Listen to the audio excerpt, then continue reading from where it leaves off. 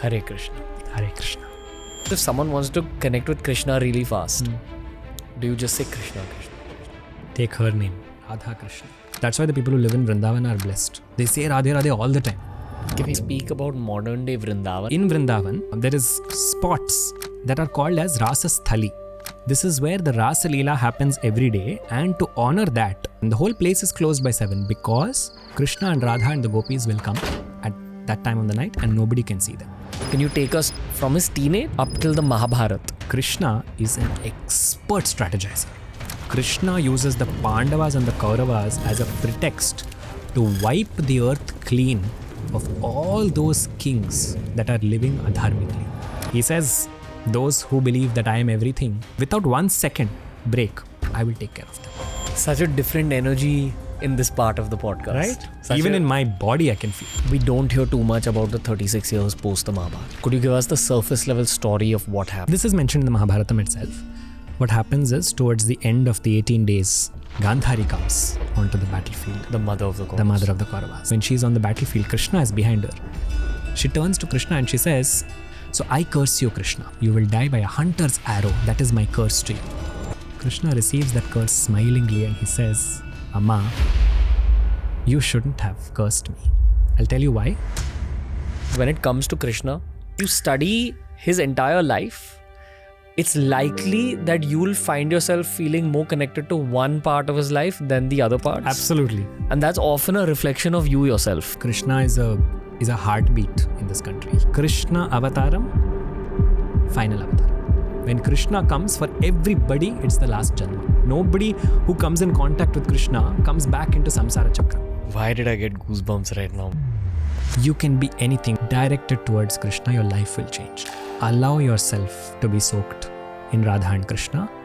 They will take you to wherever you are meant to be, whoever your Ishtadevata is. They will find you and they will place you. And if it is them, then you have already reached. Radhe Radhe. Radhe Radhe.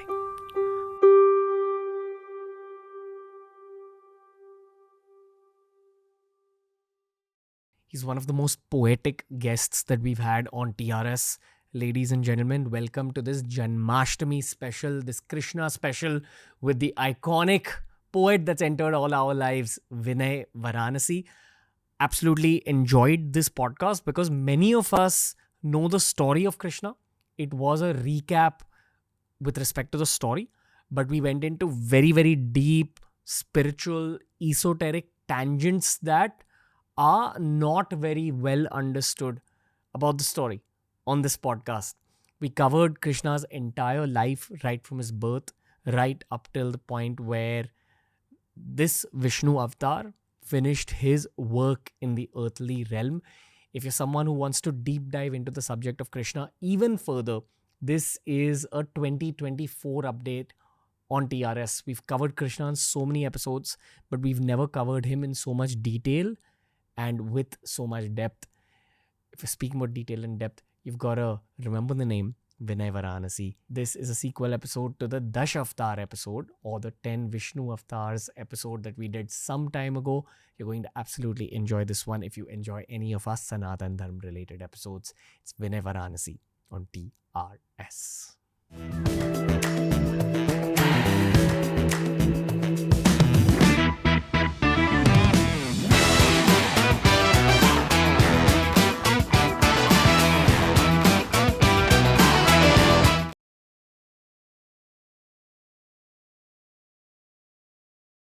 We're with the newfound all-star, the newfound superstar. Big words.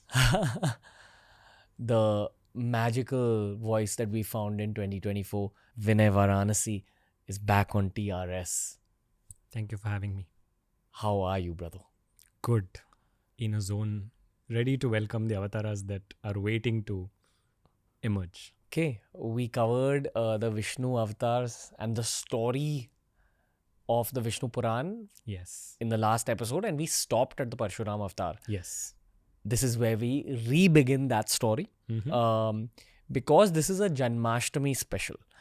I think we're going to be a lot more focused on Krishna Bhagwan. Sure. But we also have to mention Ramji a little bit. Of course.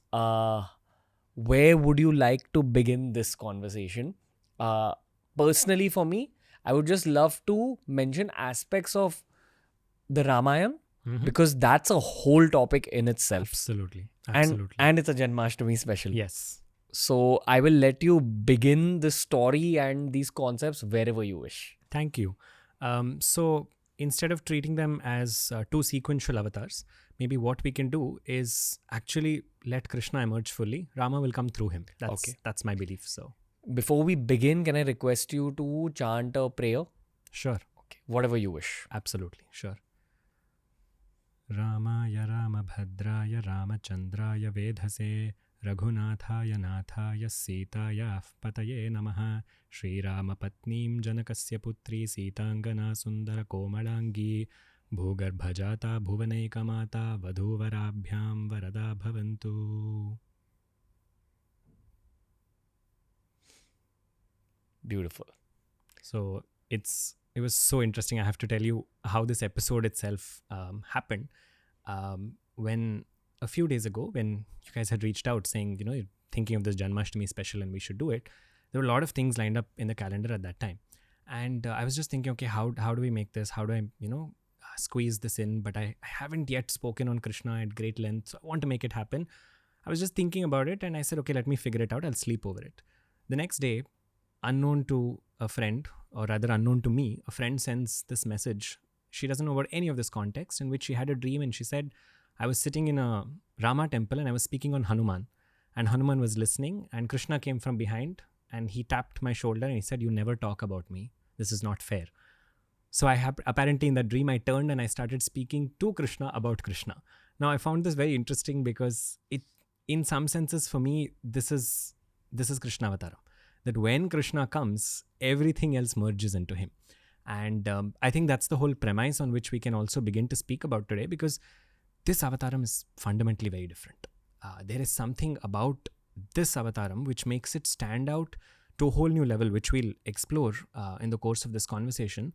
Every part of it is special. If you look at the context of the avataram, of when it comes, if you look at the book, the Grantham, where this avataram is spoken about.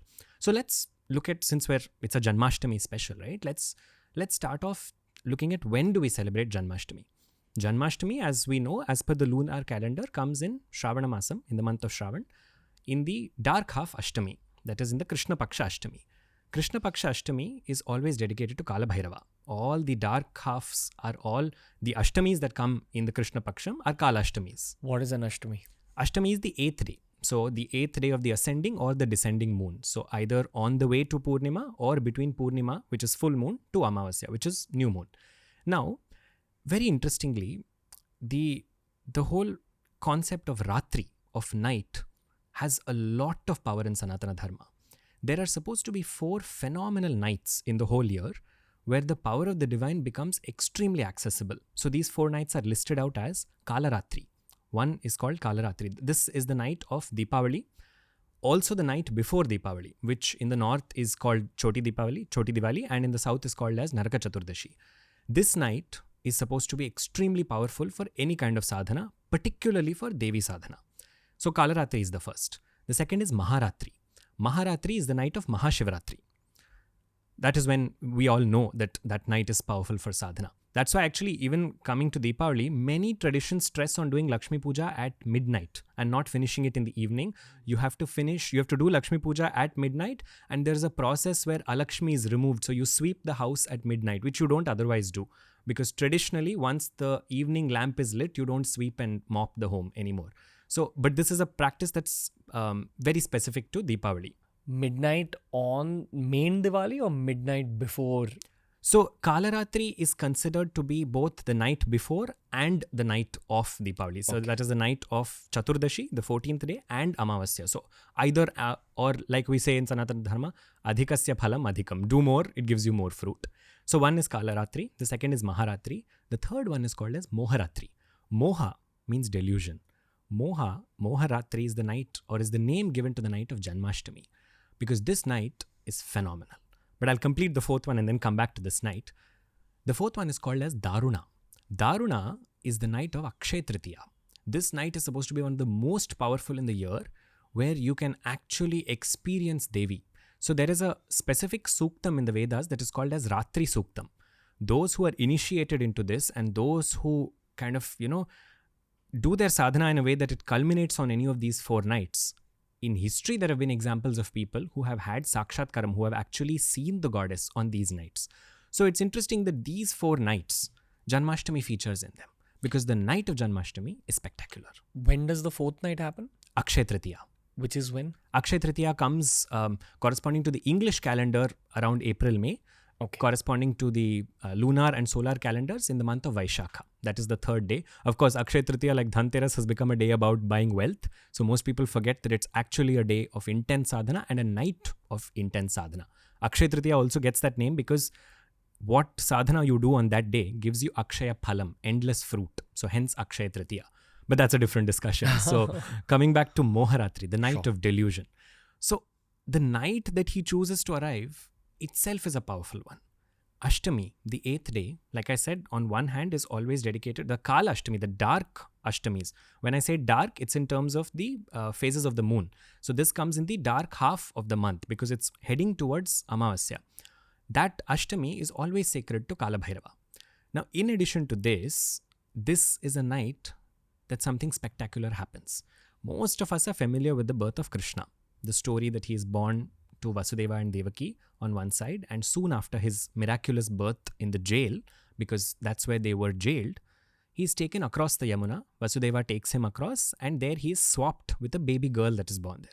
Here is the first indication in the story. Something phenomenal about this avataram. This is an avataram where Krishna and Shakti both are born.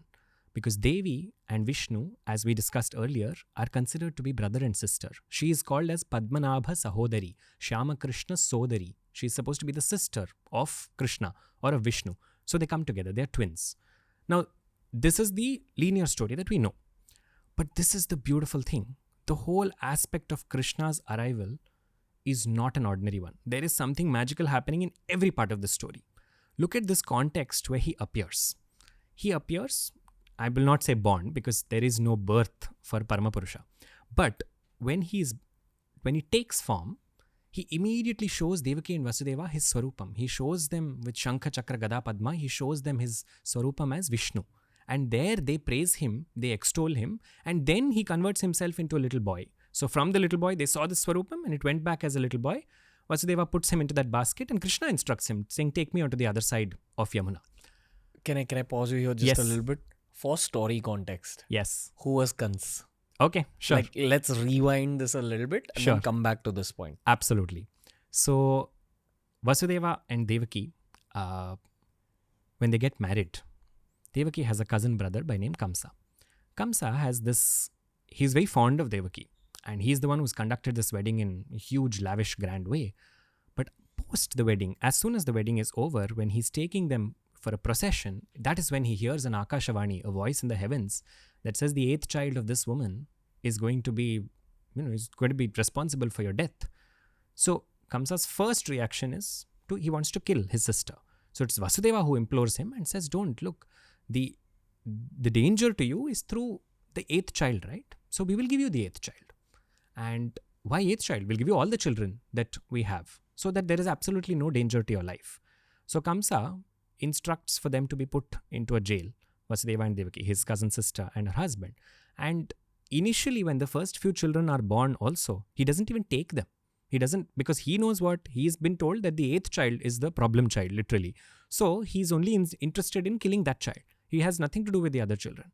But the beauty of Krishna Katha starts here. Most of us go through this part, we read through it in a great hurry. But Kamsa is sitting happily. He knows only that 8th child will cause me some trouble when it comes. He's not even thinking about anything. He's carrying on with his work. It's at that time that Narada Muni comes. And he says, look, the voice said the 8th child, but who knows if it will be 8 combined with the other 7 that could cause trouble. So how are you letting them be? You should kill all of them as well. Now this looks like a very gruesome thing to do, no? Killing 7 innocent children, or the children that have come before, the 7th one doesn't get killed. So Kamsa immediately acts on this order and he orders for the children so far that have been born to be killed. What a gruesome act. But here lies the idea. The idea of this, why does Narada come and instill or instigate such a thing? Because he wants Kamsa to start thinking about the 8th child. Thinking about Krishna is the whole key to unlocking the mystery of the world of Krishna. Anybody who comes in contact with Krishna, they're thinking about him. Good, bad is secondary. Whether they're in love with him, whether they hate him, doesn't matter. Kamsa gets mukti. The same Kamsa who had his own sister imprisoned and tried to kill all of her children and tried to have the 8th child killed, ultimately finds deliverance at the hands of that very 8th child. Because he becomes obsessed. He keeps thinking, when will the 8th child be born? When will the 8th child be born? This is yoga. When you are constantly thinking, Kamsa becomes a category of yogis called as Bhaya Yogi. He is a yogi not through happiness or through joy, but he is a yogi on account of his fear. Ravana falls into the same category in the Ramayana. Ravana is also constantly thinking, when will Rama come? When will Rama come? Or who is this who has come on behalf of Rama and has burnt all of Lanka? That is Hanuman. So when fear enters, but that fear is about that supreme concept, that supreme ideology, then even that will give you deliverance. So that is what is indicated through Kamsa. So he has them bound, and on that phenomenal night, Vyasa, when he writes the Bhagavatam, when he writes the Bhagavata Puranam, when he comes to this chapter, he wants to show you everything that's there. That is why he begins saying, Tam Adbhutam Balakam. 2 words. Adbhutam, extraordinary. Balakam, baby boy. But immediately after that, he describes the Swarupam of the baby boy. It's a baby boy, but his Swarupam is Maharha Vaidurya Kirita Kundala Trisha Parishwata Sahasra Kuntalam Balakam. He has all of these Rajalanchanas, all of these adornments, all of this Swarupam that is fitting the Lord of the universe, but he's a boy. Vyasa cannot control himself. This is the difference between Ramavataram and Krishnavataram. In Ramavataram, the whole context is Rama pretends to be a man. Valmiki gives it away only in one place, when he says the Lord of the universe was born as Kausalya's son, because Valmiki could not contain that joy. But after that, Rama is treated as a man in the epic till Ravana's death. There is a reason for that. I'll come there later. But in Krishnavataram, the glory manifests from second number 1. He's already established that it's Mahavishnu, and there is no condition here. In the case of Ramavataram, Ravana had a condition. Ravana said, I should not die at the hands of a man. So that condition has to be honored. So to honor that, Rama pretends to be the perfect man. Krishna has no such conditions. So he's come on this side of the river. But this is the story we know, that once Krishna appears like this and shows his parents his Swarupa, he tells them, take me to the other side. Again, I got to pause you a little bit. There is something I have to say, and there's also an associated question. Yes. How do we know the story of Krishna's life? Where is it written? Okay, sure. Do you want me to take that, or do you want to? You can tell us that first. Sure. Again, it's so interesting that you ask this now, because the whole time in my head, one thought has been running saying, we haven't done a pranamam to the Grantham, to the book from where all of this comes. So Krishna's story, predominantly, we find in the Bhagavata Puranam, or Srimad Bhagavatam as it is known. This book itself is extraordinary. It's wrong to call it a book because it is very much the body of Vishnu. Bhagavata Puranam has 12 chapters, as we call 12 skandhas. Namo Bhagavate Vasudevaya. If you add Omkaram to that, you get 12 syllables. The 12 syllables of the Vasudeva mantram correspond to the 12 chapters of this book. Wow. So, the mantra of Vasudeva becomes a book. That book takes a human form. Not a human form, it takes a divine form. That form, if you look at the commentaries on the Bhagavatam, they will tell you which chapter corresponds to which organ of the Lord. It is extraordinary. I'll give you an example. The heart of Bhagavatam comes in the 7th chapter, Saptama Skandam. The heart of Bhagavatam, meaning that for this entire book, this is the heart. This is the Hridaya Sthanam. The Hridaya Sthanam is given to Prahlada Charitram. So this goes beyond poetry. What they're trying to tell you is the heart of this entire Vasudeva Tattvam of understanding the essence of Vishnu is in understanding the devotee. The heart of God is the devotee. That is why Prahlada Charitram is the Hridaya Sthanam. Krishna's story, the whole context of the Bhagavatam, comes in the 10th chapter. What is the basic backstory to the Bhagavatam? There is a phenomenal king, Parikshit Maharaj, a descendant of the Pandavas. When Parikshit Maharaj sits down, knowing that his life is going to leave him in 7 days, he's yearning for moksha, he's yearning for release. At this point, Vyasa's son, Shuka Yogendra sits him down and for 7 days at a stretch, does the first ever Bhagavata Saptaham, that is 7 days of Bhagavad Katha. At the end of it, Parikshit attains moksha. This is the premise of Bhagavatam. But look at this premise, this context itself. In the very beginning itself, he says, Krishnastu Bhagavan Swayam. Shuki Yogendra tells Parikshit, Krishna is Bhagavan. But he doesn't tell you Krishna's story up till the 10th chapter. Because Krishna's katha requires a certain firmness. It requires that the Atma must ripen. Only when there is ripening of the spirit within can we understand Krishna. Because at the end of 9 chapters, Parikshit asks, he says, you've told me about various other leelas. So like I said, Prahlada Charitra comes, Narasimha naturally comes after that. A host of Bhagavat leelas come.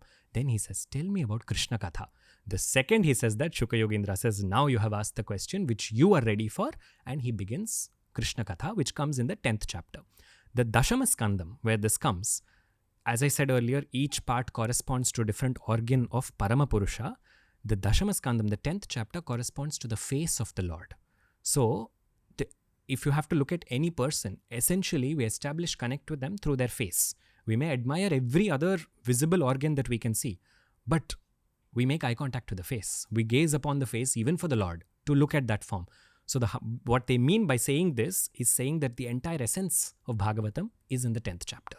And that is why when Krishna Katha begins over here, it takes over a completely different look and shape for the person who's hearing it and for the person who's saying it. So this is the Bhagavata Puranam, where this story that I just told you about Krishna being or taking form and then asking his parents, this happens in Mathura. From Mathura, he asks them, take me across the Yamuna and take me to Gokul. So that's where they go. Gotcha. What's in the 11th and 12th chapter? So the Bhagavatam continues at the very end of the Dashama Skandam. So I'll come to the 11th and 12th in just a bit. The whole premise of the Dashama Skandam is, this is the ultimate. Krishna Avataram is the ultimate.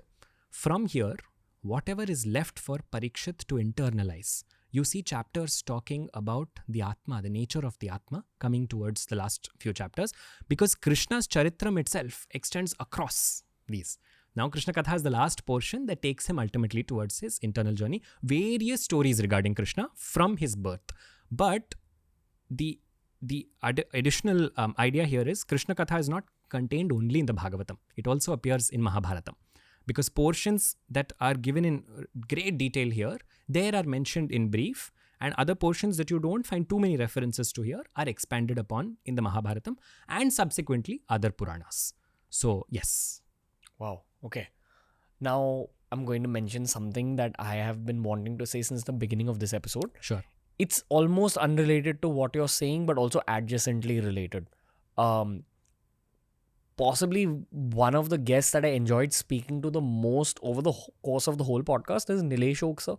And Nilesh Oak's whole subject is the dating of the Indian epics. Yeah.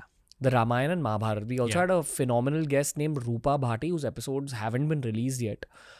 She's working within that same subject, studying the Rig Veda and trying to date India's history, basically, using astronomy. Sure. Incredible podcast. I'll shorten what I'm trying to say by mentioning that basically all of Nilesh Oak's research and Rupa Bhati's research has led to understanding that the Mahabharat happened at the 5561 BC mark. That's the dating of the Mahabharat. Okay. And they say 36 years after the Mahabharat is when Krishna passed away, which is about 5525 BC, I believe. Okay. Yeah. And they've also gone on to date the Ramayana. It's roughly around 12,000 BC. All of their life's research has been about these two dates. Sure. Now that got me thinking that if you actually draw a line from 2024 right back up to 12,000 BC, the Mahabharat, which happens at 5561 BC, is exactly at the midpoint between now and the Ramayana.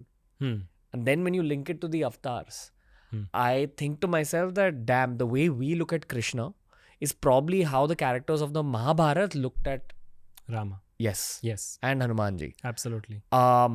It also kind of makes me positively question that these were all based on real beings that were a part of our realm. Absolutely. These stories are based on beings that were a part of our realm. and yet there's poetry associated with them. Yet Yes. there are massive granthas written about these same characters. Yes. How do you feel about this subject related to the dating of these epics? I'd just love to know your opinion. So it's interesting that when we look at this Rama and Krishna sequentially, most of us think that so Rama came in Treta Yuga, Krishna came in Dwapar Yuga. But there are a host of Puranas that say it's not in the same cycle of yugas that they came. So any Mahayuga, what do we call as a Mahayuga? The combination of Satyuga, Treta Yuga, Dwapar Yuga and Kali Yuga. 4 yugas put together is one Mahayuga. So it's not that Treta Yuga finished, Rama came in Treta Yuga, and it's not that as soon as Treta Yuga finished, Krishna came in the same Dwapara. It said that after one Mahayuga, in the next Dwapar Yuga is when Krishna incarnated. So the numbers that you're giving suggest that there is that much of a gap between the two. No, it's not, ye kal khatam hua and the next thing began the next morning kind of a thing. So there is a massive gap between the two. Like you said, there are stories that connect, that Krishna's mother Yashoda tells him about Rama. So Rama was very much living and breathing in everybody's consciousness by the time of Krishna's arrival. Absolutely. So it's, again, dates is a huge subject to go into. You will also see timelessness of this, because every time there is a Mahayuga cycle, there is a Rama and there is a Krishna that comes. There is a beautiful story in Ramayana that says this, where Rama asks Hanuman, this is much after the Pattabhishekam, after Rama is coronated as king. He tells Hanuman, some time ago, Brahmadeva had taken the ring from me, the ring that you gave to Sita when you went to Lanka searching for her, and you sent a ring on my behalf which had Ramanamam on it. That ring was taken by Brahmadeva. He wanted it at some point of time to keep it and worship with him. I want you to go and bring that back. So Hanuman goes. When Hanuman goes to Brahmaloka and he asks him for it, it's a very long story, I'm condensing it. Brahmadeva tells him there is a pond in Satyaloka where I am. Go to that pond and I'm worshipping that ring inside the pond. Step into the pond and you can take it. When Hanuman steps into that pond, he sees like tons and tons of rings. The whole river bed, that whole pond bed is covered with rings. So he comes out confused and comes straight back to Rama and he says, which one is the ring? I didn't know which one. They all look identical. So Rama smiles and he says, I did this to show you the timelessness of my leela. Every time there is a new yuga, there is a Rama avatar. And every time that happens, the same story enacts and Brahmadeva takes the ring and keeps it there. So look how many Rama avatarams have happened. So it could also be that the dates that we're talking about are dating to one Rama avataram. The ones that came before, we don't know. Again, cyclic nature of time, Kala Chakram, as we call it. So, yeah. Okay. Now we can move on. Just wanted to set this kind of a context because this is a subject I'm obsessed with. Right. And we've covered the philosophy on some episodes. Yeah. But at age 31, I feel like I'll be able to cover the philosophy even deeper now. Sure. So let's go with the philosophy as well as the story again. I will let you continue your storytelling now. You use the word obsession. That's what Krishna Avataram is about. Everybody becomes obsessed with him. And that's the effect he still has on Bharatavarsha and beyond, not just within this country. Krishna Bhakti entails being obsessed with him. That's why when you come to this realm, you will see the stories start to reflect how everybody loses their rational thought process when it comes to Krishna. Something magical is always happening. And it happens right from the time of his arrival to all the leelas that he does because he's communicating something. So I'll because we're talking about his arrival or the birth, the avataram, we'll talk about that and then I'll explain more about this. So the whole context is that this boy now is not safe here because Kansa has this whole thing that he's going to kill the 8th child because the 8th child is threatening him. So what does Kansa want to do? Kansa wants to dispose of him. So Krishna gives Vasudeva, his father, the instruction saying, take me to the other side of Yamuna and there place me in Nanda and Yashoda's house. A baby girl is born to them on the same night. Bring that girl here and put her in my place. This is what Vasudeva is told to do and Vasudeva does as told. Of course, once people start writing about this portion, their ecstasy comes through. The kind of poetic descriptions that come out. So Mathura is again on the banks of Yamuna and the other side is Gokul. As soon as he steps out, Shravan Masam comes in Varsha Ritu. It is monsoon season. So the river is in full spate and it's raining above. So as soon as he steps out with Krishna and his basket on his head, Adisesha comes to protect this little boy because he doesn't want the boy to get wet because that is the one, that is Narayana himself that reclines on him. But as soon as they come to Yamuna, there's one beautiful version that says, Vasudeva looks at Yamuna and he wonders, how will I cross this river? I mean, imagine a river in full spate at midnight on a night where it's pouring. Anyone would be daunted. And to add to this fear, the river is just rising. The river is rising because Yamuna is trying to find a way to touch Krishna's feet. Because this boy has just come and she wants to take his blessing at the beginning of the avataram. The second one of her water droplets falls on his feet, she immediately parts way and subdues herself. So Vasudeva walks straight across and he reaches Gokul. Now here is where the rahasyam is. Many people don't know this. We all think he goes there, he swaps the baby girl and the baby boy and comes back. That's not what happens. On the other side of the river, Nanda and Yashoda. Nanda is a chieftain of a local tribe there. Nanda's wife Yashoda, they have a baby girl is what they think. What they don't know is along with the baby girl, Yashoda gave birth to a beam of light. So, this story is not told in the Bhagavata Purana. It is told in other Puranams. What this version says is, when Vasudeva went and exchanged Krishna, when he placed Krishna over there, this Krishna and that beam of light merged. What's the rahasyam here? The rahasyam here takes us into a completely different world. What we know is that Vishnu incarnates as Krishna. Vishnu takes form as Krishna. This is what we understand from the realm of Vishnu. But the realm of Krishna extends beyond this. The realm of Krishna says that just like Vishnu has an eternal world called Vaikuntham, where he is with Mahalakshmi, we spoke about this last time. Just like Vishnu has this realm, Shiva has a Kailasa, Devi has a Manidvipa, every divine presence has their own loka. Just like that, Krishna has an eternal loka, which is called as Goloka. That's not Goloka here on earth. That is Goloka, which is beyond Brahmandas, beyond the universe. For all the other avatarams that Narayana takes, it is only Vishnu in Vaikuntha who comes and takes form. For this avatara, it is both of these who come together, meaning Vishnu in Vaikuntha and Krishna in Goloka. Vishnu in Vaikuntha came to Vasudeva and Devaki. I told you, right? He showed his Swarupam with Shankha, Chakra, Gada, Padma. That is Vishnu in Vaikuntha. The other Swarupam, which is Krishna and Goloka, came as the beam of light to Nanda and Yashoda. So, both of them merged and this avataram is both of their merging together. That is why if you see the names of Krishna, one of the names given to Krishna is Nanda Sambhava, the one who was born from Nanda. How can we say that based on the regular story we know? Technically, Nanda and Yashoda adopted him, though they didn't know they were adopting him. But that's not true. He was born to them as well. The whole idea is this avataram is Adbhutam. This is extraordinary. This is something special, and the stories keep highlighting that and they keep coming back to that. So that is the entry into Gokulam, which marks a very different phase in Krishna's life. Because now the whole, and this also marks the difference in Janmashtami. In Janmashtami celebrations, Janmashtami is split across 2 days, even now. The first is the day of Janmashtami, which culminates in the puja that happens at midnight, because that is when he takes avataram. The next day, so it's the next day that Nanda and Yashoda, when they wake up, they realize, oh, there is a baby boy here. And that's when there is an Utsav in Gokulam.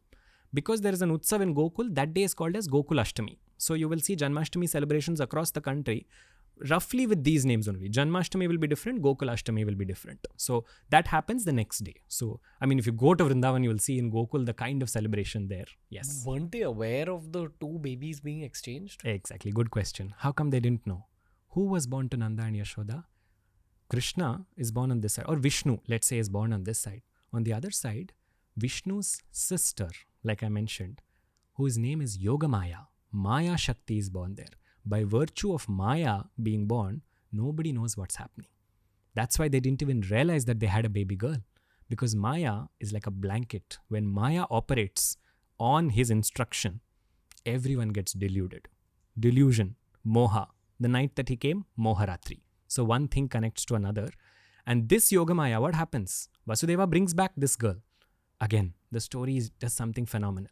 As soon as he brings back this girl, it is at that point of time that suddenly all the quietness here disappears. Because when Vasudeva was taking him, magically the chains that were binding him and Devaki, those were released. The guards that were keep vigilant throughout, they became sleepy. All of this was when he was taking Krishna out, so that news should not go to Kamsa. But the second Vasudeva brought her back, the girl cried, the guards got up, and news was immediately sent to Kamsa. Why does this happen? Again, looks like a very gruesome detail, because Kamsa comes and he tries to kill the baby girl. He takes the baby girl and tries to smash her head on the stone. What happens instead? the baby girl slips out of his hands and goes into the sky. And she says, your killer is on the other side of Yamuna and your killer will come for you. This is the concept of Bhaya Yogam, like I mentioned. It gets instilled inside him because Kamsa now goes back and he starts thinking, my killer, my killer, my killer. Just replace the word killer with Krishna. Krishna, Krishna, Krishna. It becomes Namajapam. What is your criteria for moksha? Your criteria is that you have to constantly think. You have to be in that state of constant contemplation. Kamsa becomes that. So Kamsa sends a host of Rakshasas now to Gokul, and those form portions of Krishna Leelas, where he deals with these Rakshasas that Kamsa sends. Was he also a Rakshasa himself? Who, Kamsa? Yes. Kamsa has his own story associated with him of how he came to be a Rakshasa. Kamsa and his whole hatred for Krishna is a very interesting subject because his is not a hatred that comes prior. For example, in the case of Ravana, Ravana looks down on man, like on a human being. He feels, I'm so powerful, a man can do nothing to me. Kamsa has that attitude in general. He's just a tyrant. So his whole context is very different. Because you're on the topic of asking about different Rakshasas and their backstories, each of them you can trace back. Not just Rakshasas. This is the beautiful thing, Ranveer. Every character in a Puranic story will have at least 3 generations, or not 3 generations, 3 lifetimes worth of backstories that you can trace. Saying in this body, they were these people. In this time, they were this people. Same thing with Vasudeva and Devaki. Same thing with Nanda and Yashoda. Same thing with Radha's parents. Same thing with Kamsa. So each thing will go back and make you realize, why are they telling you this story here? But the thing is, the organization of Puranas is very fantastic. Here in Bhagavatam, the focus is Krishna's story. So they don't get into too many of these back details. But you will have allied texts. You will have other Puranas where these things get elaborately spoken about. So the story I just said about, Vishnu and Krishna merging, that you find in Brahmavaivarta Purana in great detail. That doesn't come out here because Vyasa's focus here is learn the story. Learn the basics of the story. The nuances will reveal themselves as and when to you. So, yes. Okay. I don't want to stop you, man. Go on. So this Yogamaya that comes here, that she slips out of Kamsa's hand and goes into the skies. This same Yogamaya is the one, her presence reassures Vasudeva and Devaki. Reassuring in Sanskritam is called as Bhadratvam. Bhadram is when you feel safe. And she brought them great news by saying he is safe on the other side and he will relieve them because Kamsa still has them in jail. And Kamsa has kept his father also. He's ensured that his father, Ugrasena, is not sitting on the throne. Vasudeva and Devaki are operating from a great space of dharma. So for them to know that this tyrant is ruling like this, that bothers them. Now she has given this Bhadratvam. She has given this news that yes, your killer is on the other side. He will come. This news brings them, it's good news. So it's Su. She is the one who becomes Subhadra later on in the story. This is Subhadra, who is Vishnu's Yogamaya Shakti, who is in Puri Jagannath. Along with him, she is there, along with Balarama Swami. Balarama, again, his brother, Krishna's brother, the 7th child of Devaki. Again, his name only suggests something so interesting. Because, again, like I said, Rama Avataram and Krishna Avataram, you can take them in parallel and have so much fun. When he comes as Rama, he has 3 brothers. That is Lakshmana, Shatrughna and Bharata. The difference here is he has only one brother. So a lot of people have different questions about this as to what does this go on to talk about. It is the same Adisesha, his eternal couch and his eternal resting point in the Milky Ocean, in the Ksheerasagaram, that manifests first as Lakshmana. Just look at Lakshmana as a character. Wherever Rama goes, he will go. There is not a single place that in the Ramayana where you can find Rama without Lakshmana. In fact, from the perspective of sadhana also, if you want to ask for Rama's protection, you will always ask it with Lakshmana Swami. Agrata prishtataschaiva parshvatascha mahabalau akarna purna dhanvano rakshetam Rama Lakshmano.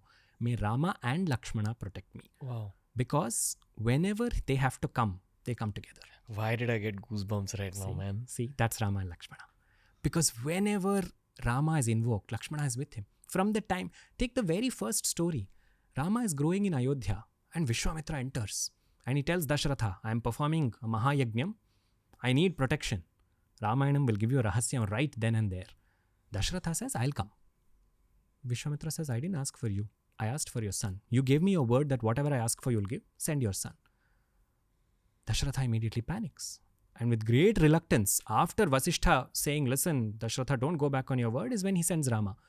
Only Rama is asked for. Vishwamitra doesn't ask for Lakshmana. But Lakshmana still comes. And when Lakshmana is going, nobody says no. Because everyone knowingly or unknowingly recognizes both of them together. Raksha Swarupam means both of them. If you think of Rama and Lakshmana holding with their arms stretched and their arrows ready to shoot, you think of this when you are in danger, they will physically protect you. There are tons of experiences. A very famous Vagyakara, a composer par excellence called Tyagaraja Swami, one of the trinity of Carnatic music, he has had instances in his life when Rama and Lakshmana have protected him and the wealth that was being transported along with him back to his hometown when he didn't even know that they were doing this. There is an instance where he's going back to his hometown and a merchant sends some gold along with him. He doesn't know it. In the palanquin, it's there. So they're going through the forest and Tyagaraja Swami's disciple comes to him and he says, I don't think we should go through the forest at night because we have gold. So Tyagaraja Swami said, why are we carrying gold? He says, no, that merchant gave it. He said, it's not for you, it's for the Rama that you are worshipping at home. So Tyagaraja Swami made a statement saying, Rama's wealth, no, Rama will take care of it.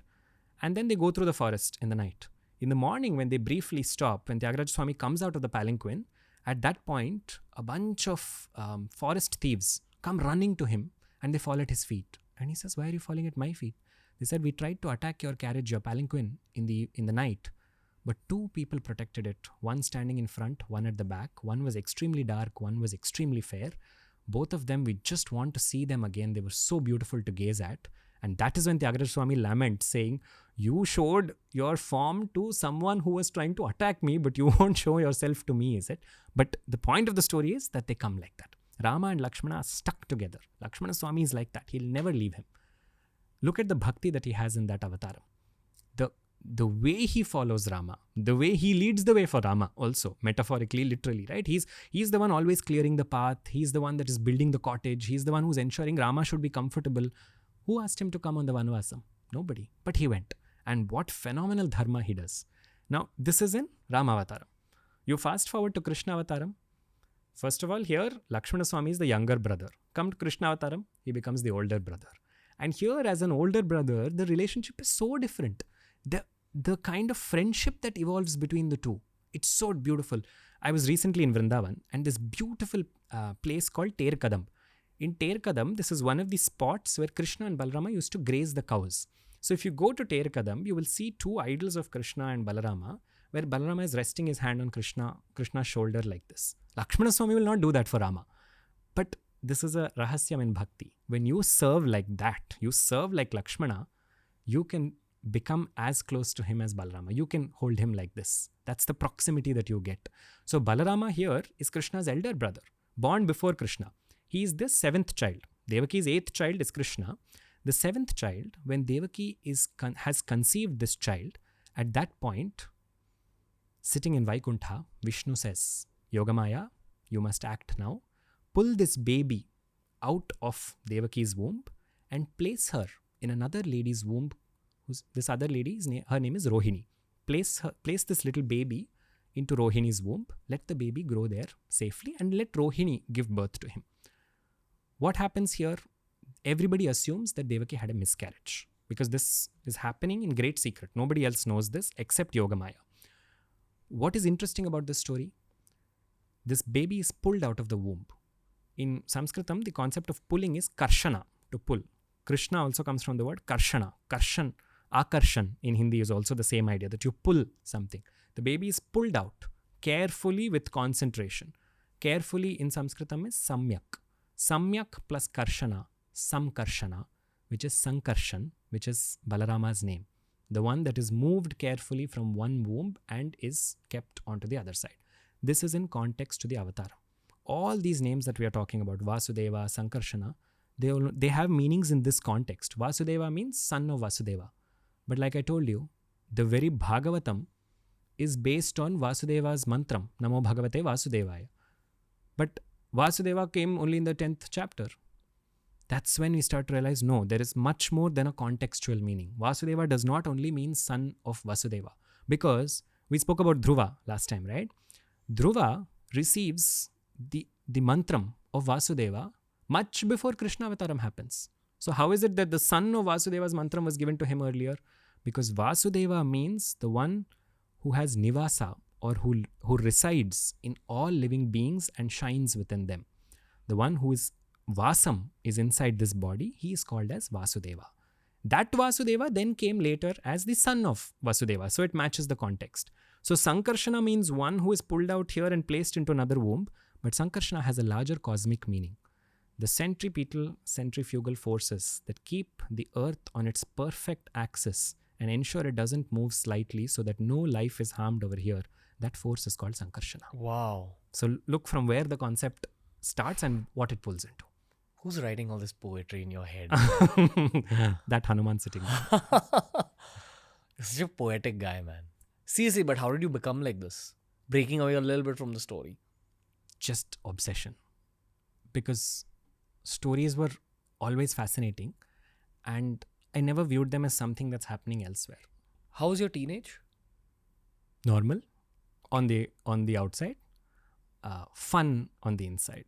Because what was happening inside was there was a lot that was going in, and I never knew that it would result in something else. So Absorbing through discourses. My parents used to go for discourses. They'd ask me to tag along if I wanted to. I would read, I would listen, I would just be around when conversations were happening. How do you feel when you're delivering these stories? Very, very often, to be completely honest, what happens is if I come with a certain structure in my head, almost always that structure is completely demolished when I'm speaking and something else emerges. Things that I never thought I'll say, I'll end up saying. Things that I have thought through 10 times saying, yes, I must mention this, they don't happen. That's my ultimate reminder that something else is operating and not me. So, yes. Okay. Back to the happy storytelling. I love what you said about centripetal and centrifugal force. So whole thing about Vishnu Bhagavan being the sustainer of life. Exactly. Yes. When you look at the earth from a bit of an astrophysics perspective, you zoom out, you look at a whole solar system, and you realize that we live on a habitable planet. Yes. It kind of makes you question that in the grand scheme of things, when you actually try gauging the age of the universe, this is a very tiny fraction in that whole long timeline, right? Like the earth has been around for not that long. Human beings have not been around for that long. Sure. So there's something special about a planet which allows just enough light, just enough water, just enough air to sustain life and to have all of human history, all of the Dashavatharams, all this experience, this rich experiences. The evolution stories of Earth, caused because of Vishnu's leela. That he will balance the centripetal force with the centrifugal force. And ensure everything is moving in perfect. There was a request, I think in one of the last, in the comments on the previous episode, asking about Satyanarayana. That concept connects here. We talk about Satyanarayana Puja, Satyanarayana Vrata. So it leads to a question, who is Satyanarayana? Satya means eternal. The one who is ensuring these eternal cosmic laws are followed. That the earth is on this axis. The earth takes 24 hours to move around the sun. That the sun is going to rise in the east. That it's going to set in the west. That there is a certain pattern to seasons. All of that. The one who is what we call in Sanskritam as Vishwa Niyama Karta. The one who is setting these universal niyamas in place. His desire is Satya Sankalpa. It will happen. It is he that we call as Satyanarayana. That is why we call him Satyanarayana, because his Sankalpam will remain constant and it cannot be questioned. So the one that is ensuring all of these things, like you said, that special care towards the earth. Like I mentioned, the earth is his consort. It is Bhudevi. That is why if you look at different paths of worship, the recognition and the respect that is given to Bhudevi is only through you can I reach him. Because even Devatas cannot worship. Even if they want to worship, they come down here onto Bhulokam and to do it. This is Karma Bhumi. So the power of this Bhumi is so much that it brings Devatas down here to do sadhana. So that's the kind of massive hold it has, and it is the only bridge that we have to reach him. That is why they say, hold on to the earth, be sensitive in your practices towards the earth. Don't do things that will damage the earth, it will damage your own sadhana. You have to be extremely careful with that. So when I think of Brahma, my head automatically goes to the Big Bang. the creation of life. Sure. When I think of Shiva, my head automatically goes to the edges of the universe, which is the end Sure. and destruction, and it also goes towards time, Yeah. right? When I think of Vishnu, I go towards space. Yes. The Understandable. time and space continuum, that Yes. they're the different sides of the same coin. Yes. At the same time, when I think of the blue and greens of our planet, sometimes I feel like, is Vishnu Bhagwan the actual general of all human beings and all life in general, not human beings, chimpanzees, tigers, birds, Pranakoti. everything. Yeah. Tell me the Shastra-based version of what I just said, if Absolutely. there is any. Absolutely, there is. This idea that this is what, all of what you said is Krishna Avatar. Look at who he moves around with in Krishna Avatar. In this Avataram, he's roaming around with cows, with birds, with animals, with peacocks, in groves, sitting in forests, going and grazing these cows. All of these are nature-based activities. He is adopted into a cowherd family. He may be from the Yadu Vamsham, but he goes there and he does all of this, right? This whole idea that the one who is there in every living being and is making that consciousness, Chaitanyam, which is making that living being functional, which is making that body functional, that is Vishnu, that is Chaitanya. But with Krishna Avataram, what you see is all these beings, they become attracted to him. There are books that talk about all of what we were talking about, this whole idea that all of this life here, what chose to incarnate as what leaf in Vrindavan is mentioned in Krishna Upanishad. An Upanishad that talks about which Devata said, no, I'll be the leaf in Vrindavan when he'll come on one day and he'll sit under this tree, I'll be a leaf on that tree. Rudra said, I'll become the flute for him. Every Devata wanted a space there. When you talk about Devatas, is it gods that are sitting elsewhere? It is about a force in that being. It is about as many emotions that we have, as many elements of nature that we have. For everything, there is a Devata. Devata simply means ruling power. That ruling power is not necessarily visible to the physical eye. It is a cosmic force that is ensuring that that being is operating in a certain way. So all of these beings, Vishnu is the one that is controlling all of them. That's what we mean by sustainer, sthiti karaka. He is ensuring that there is a balance. Like you said, blue, green, his whole avataram is based on these colors only. No? In fact, interestingly, Krishna is called as Neela Megha Shyama. As we said, Shyama is the dark color. We associate it with blue, with darker shades of black also. Kali also is called Shyamala. Rama is also called as Durva Dala Shyama, the one who has the hue of a Durva leaf. Durva that we offer to Ganapati, that greenish hue Rama has. So if you go towards South India, you will see tons of, especially Tanjore paintings, they will have greenish hues of Rama. Again, elements of nature. Vishnu is always connected to nature. Every part of him it's speaking about his connection to nature. That's why nature is the easiest way to find him. Look at the practices around him. Look at Krishna's whole birth. Born on one side of a river, taken to the other side of a river. River sustains life. There only they're telling you. All of Krishna Leelas in the first part of his life. So Krishna Leelas are divided into two kinds of Leelas. All the Leelas that he performs now as a growing boy until he leaves Vrindavan, these are all called as Madhura Leelas. The second type, what he performs in Kurukshetra or leading up to the war between the Pandavas and the Kauravas, those are all called as Aishwarya Leelas. The interesting thing about Madhura Leelas is most of them have to do with elements of nature. He's standing on a tree and he jumps from that Kadamba tree into the water. I have to tell you something very interesting in this regard. The first time I'd gone to Vrindavan, I was walking along the Yamuna on the ghats. And my friend who had taken me there, he very casually popped a question and he said, do you believe that we are what we keep thinking about? I said, what? He said, do you believe that? I said, believe what? He repeated the question, do you believe that whatever we keep thinking about, that's what we become? I said, yeah, I guess. I was not in a very philosophical mood at that time. So I said, okay. He didn't complete or, finish that conversation. He just said, hey, listen, stop where you are. You see the tree bark where you are right now? I said, yeah. So it's a tall, old tree bark. He said, just peek into that tree bark. I said, why? He said, this is the tree from where Krishna jumped. This is the Kadamba tree from where he jumped into the water when the five-headed snake Kaliya was playing havoc. So this is a story that happens when Krishna and his friends are playing ball and the ball falls into the water. And all of his friends hesitate saying, no, we can't go there because there's a poisonous snake called Kaliya or Kalinga who is going to kill us if we get there. So Krishna says that nothing to worry. He gets onto this tree and he jumps.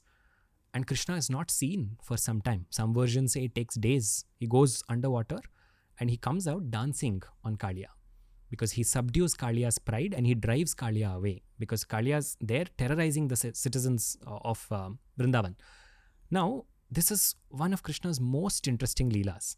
But to complete the story, why my friend asked me this, I realized only when I peeked into that tree. I'm looking at a hollow tree bark. I put my eyes into that hollow and I pulled back immediately in horror, because all I could see was two snake fangs darting out. The tree wood has become like two snake fangs. I looked at my friend and I said, what is this? And he said, that's what the tree keeps thinking about. The tree thinks about the time the snake came out. And that's the last thing that the tree saw. The tree has become that snake by virtue of thinking. Oof. That you can understand. Of course, that talks about his connection to all these natural elements. But that is Krishna Katha. That you can see the magic of the universe. You can see Krishna Leelas, which brings me to the third point around Krishna. One is Krishna Katha is in a grantham called the Bhagavata Puranam. Krishna Katha is in time, Janmashtami. And Krishna Katha is in Vrindavan. In that Vrajabhumi, the kind of things that happen there, the magic of the space. When I say Krishna Bhakti is different, it's not a loose statement. Because here you have to unlearn things from spirituality. Because everything that applies to quote unquote the boxes of spirituality, not that spirituality is a box, but there are certain tenets that we start to follow in the path of Sanatan Dharma. Krishna Bhakti will make you question even that, because it has to pull you into a different space altogether. And the experiences of those in Vrindavan are testimony to that. Because there, it's not as much about Shastram, not to say that it disregards Shastram, but it goes into a space beyond Shastram, where you have to understand what is actually happening over here. So I'll give you an example of a story. This happened like maybe a decade ago. There's a woman in Vrindavan who used to be extremely devoted to Krishna, to the point that she would talk to Krishna in her home and Krishna would respond. She treated Krishna like her child. And one day she went to the backyard and she was chatting with the neighbor, trying to talk about something. And from inside the house, she can hear Krishna calling. He said, "Come, Amma, come and feed me." So she's gone and given him something. Again, she's seeing him. So immediately the rational mind will say, what do you mean he said feed me? What it means is, to her, that's how that voice spoke. So she's gone and taken care of whatever he needed. 2 minutes later, she's resuming the conversation. He said, "Amma, I need something else. I need water." Then she's done that. Again, she goes back. Again, he says, "I need a blanket. I'm feeling cold." This goes on and on and on. And her interruptions, constantly he's interrupting her. And finally he screams, says, "There's a cat that's come into the house. I'm very scared." At this point, she is talking to her neighbor and she gets extremely irritated and she says, "You have the Shankha Chakra at your disposal, no? Why are you getting so scared of a cat? Use the Shankha Chakra then." And at that point, she herself has written about this and she said, he spoke to her in a voice and he said, "You want me to use my Shankha Chakra? I will. All these days, you treated me like a son, so I treated you like a mother. Now you want to remember that I'm Paramatma, I'm again distant from you, I'm gone." This is an undoing of a spiritual truth. Spiritual truth is, remember that he's God, remember that he's God, remember that he's everywhere. Krishna Bhakti is saying, forget even that. Forget all of these things. Just fall in love. Just take care of him. That is the whole idea in Vrindavan. That is the Gopikas. That is the Gopas. When they're with Krishna, they're all thinking about Krishna. They are not thinking Krishna as Paramatma. No, they're just thinking Krishna, Krishna, Krishna, and they're obsessed. When Krishna goes into the water after the snake Kaliya, immediately in Vrindavan, there are a series of ill omens, of apshakuns that suddenly everybody sees. Nobody's thinking that something happened to my children. They're all thinking that something happened to Krishna. That is Krishna. That he pulls your mind. Krishna is the one who pulls you towards him. Once he does that, you can't see anything else. He won't let you see anything else. He will demand 5,000% attention. And if you question that and say, "I don't want to give it to you," he'll say, "Okay, cool. Then I'm going to go to the next person." That is why Krishna Bhaktas, they go into this state of ecstasy. And there are a host of people that are testimony to that, be it the Goswamis, the different yogis who live in Vrindavan till date. When they speak of Krishna, something happens to them. So, yeah. Can we pause this and speak about modern day Vrindavan? Yes. Okay.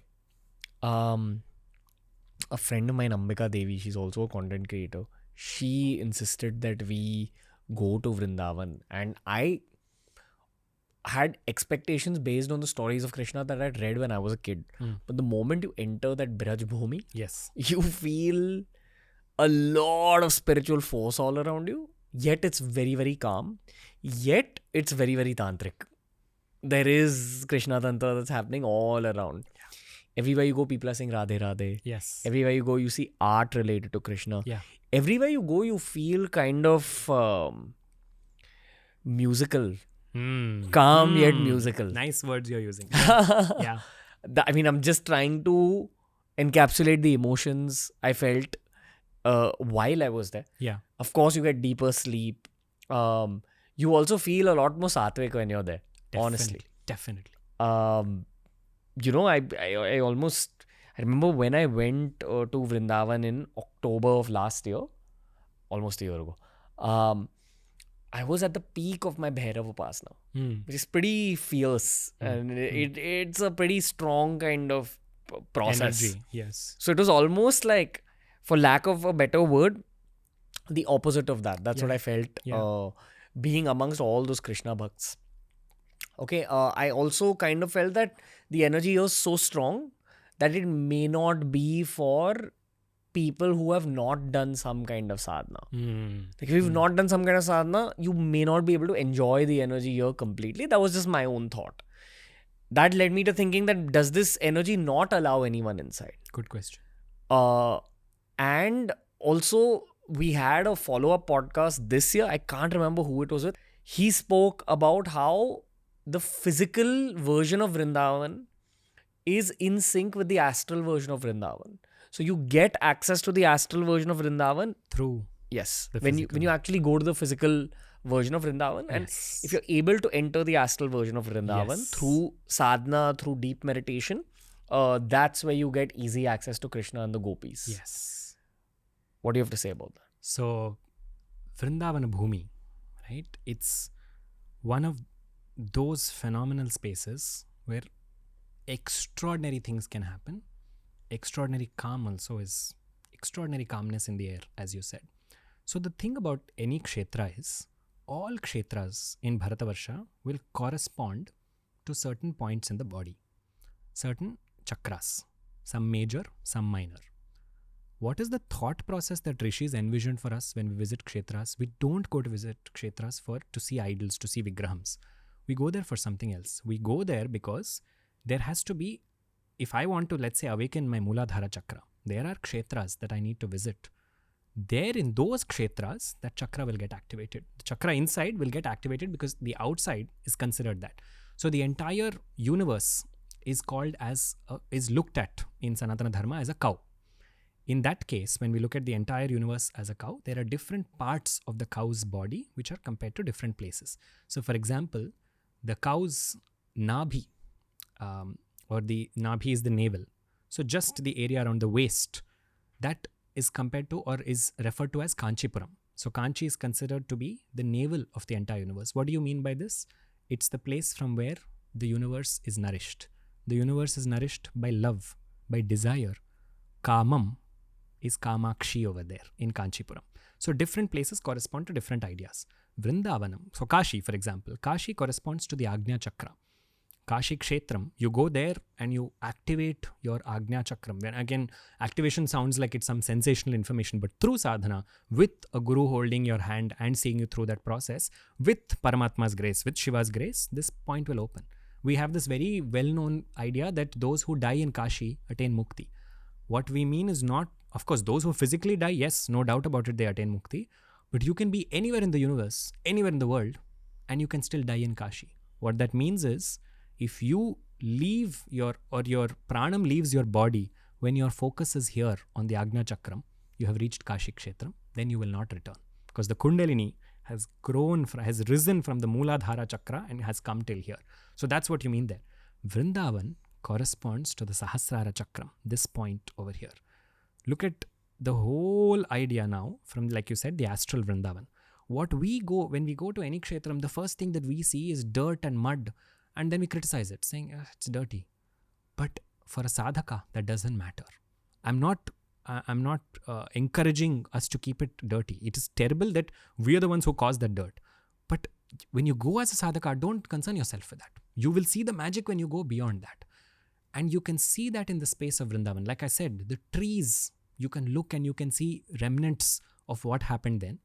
But Vrindavan is called, has this beautiful, it has many beautiful names. One of them is Nitya Leela Bhumi. It is where his leelas didn't happen thousands of years ago. They happen every day. That is why in Vrindavan, you have different, there is a certain spots that are called as Rasa Sthali. This is where the Rasa Leela happens every day. And to honor that, at 6:37, the Aarti is performed in these. These are all ones. These are not even temples. There are temples within groves. The Aarti is performed immediately and they send you out. Nidhivan is one such example. You're sent out by 7. The whole place is closed by 7 because Krishna and Radha and the Gopis will come at that time of the night and nobody can see them. So Vrindavan that we see today has some secrets that you can only access if you don't go there as a tourist. You spend time, like you said, you go there, spend time, you will feel something different happening to your body. Krishna is fundamentally a playful energy. Krishna's whole exuberance is because he likes to play with devotees. So you will see it in this joyous dancing at the temples, be it Radha Raman Mandir or in the ISKCON Mandir, any of these places, there is kirtan happening. There is such a sense of celebration. Elsewhere in Vrindavan, there are people sitting in absolute silence and they are seeing the leelas happen in front of them. I have seen some phenomenal things there that make me realize this is not an ordinary land. And that can only be seen by somebody who is looking at that Vrindavan. What is that Vrindavan? The idea that Vrindavan here is an entry point into the Goloka of Krishna. Remember how I was mentioning about Vaikuntha Vishnu? Goloka of Krishna, we cannot access that. But Vrindavan here is capable of taking us there. Because Vrindavana Bhumi, the kind of, not just stories, but the whole experiences that people have over there, it is something else. It makes you realize, wow, this is Krishna at work. And you were mentioning about the music. There's a beautiful place. So Vrindavan is part of a larger circuit, which is called as Vraj Mandal. Vraj Mandal includes 12 different ones. So Vrindavan is one, Madhu one is one, Bel one, all the one comes as a suffix over there. Amongst various of these ones, there is one beautiful place called Vamshi Vat. Vamshi means flute. Vat is a Vatavriksha. There is a huge Vatavriksha, a tree over here, where it was so interesting. When I'd gone there, the people there were all sticking their ear to the tree. So I also did the same thing, and we could hear very clearly there's a mridangam over there. You can hear it when you put your ear to the tree, you can hear a mridangam being played. And then went and saw the rest of the temple, and then I read a little bit about it.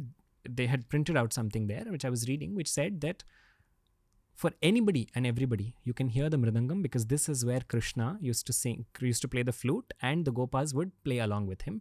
And that happens here constantly. So the mridangam is a reminder of that. But there was this small fine print that read under that if you come here and you read Gopala Sahasranamam, which is what Shiva told Parvati, 1008 names of Gopala, and you do Gopala Sadhana, which is a world in itself, you can move beyond hearing the mridangam to hearing the flute itself. So you can actually hear the nadam, the sound which Krishna makes from his flute. Vrindavan is like that. You can hear music, but it takes work. And it takes the grace and permission of one feminine force without whom none of that is possible. Her name is Radha. Because without her, Krishna is inaccessible for us. Great point to get back to the story. Yes, absolutely. We'll move from Vrindavan straight into Dwarka. But this actually prompts me to say something else, which is just look at this country, right? And look at how integral Krishna is to this country. The coast and all the borders of the country are dotted with Krishna. Let's start with the east. Puri Jagannath in the east.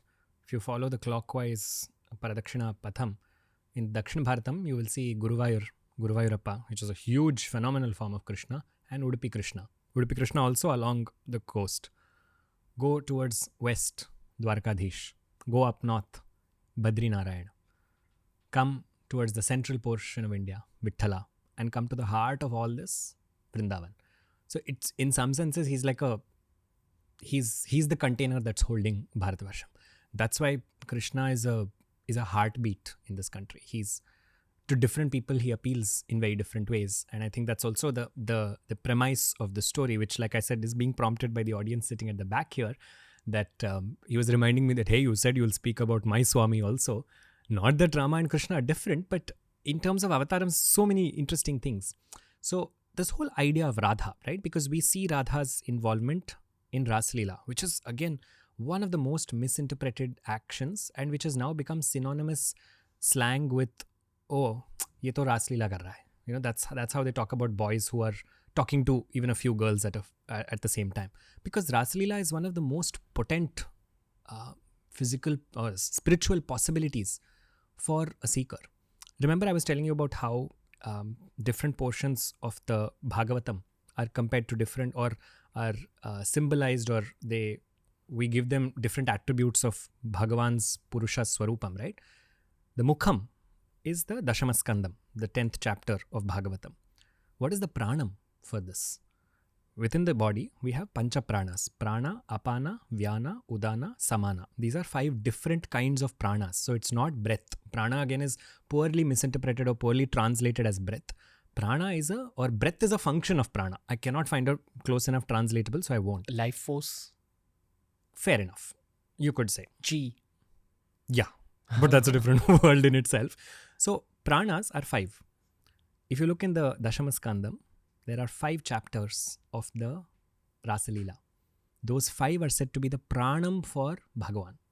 Because understanding Bhagavan means getting into the Rasa Leela. Because there you see Krishna's entire glow. You see the entire aspect of what is the Rasa Leela. It is not a kamakeli. It is not the dance of a lustful boy with young woman. That's what it is poorly interpreted. That's how it's found its expression in films and a host of other media, which have corrupted its essence, which is something very beautiful and very powerful.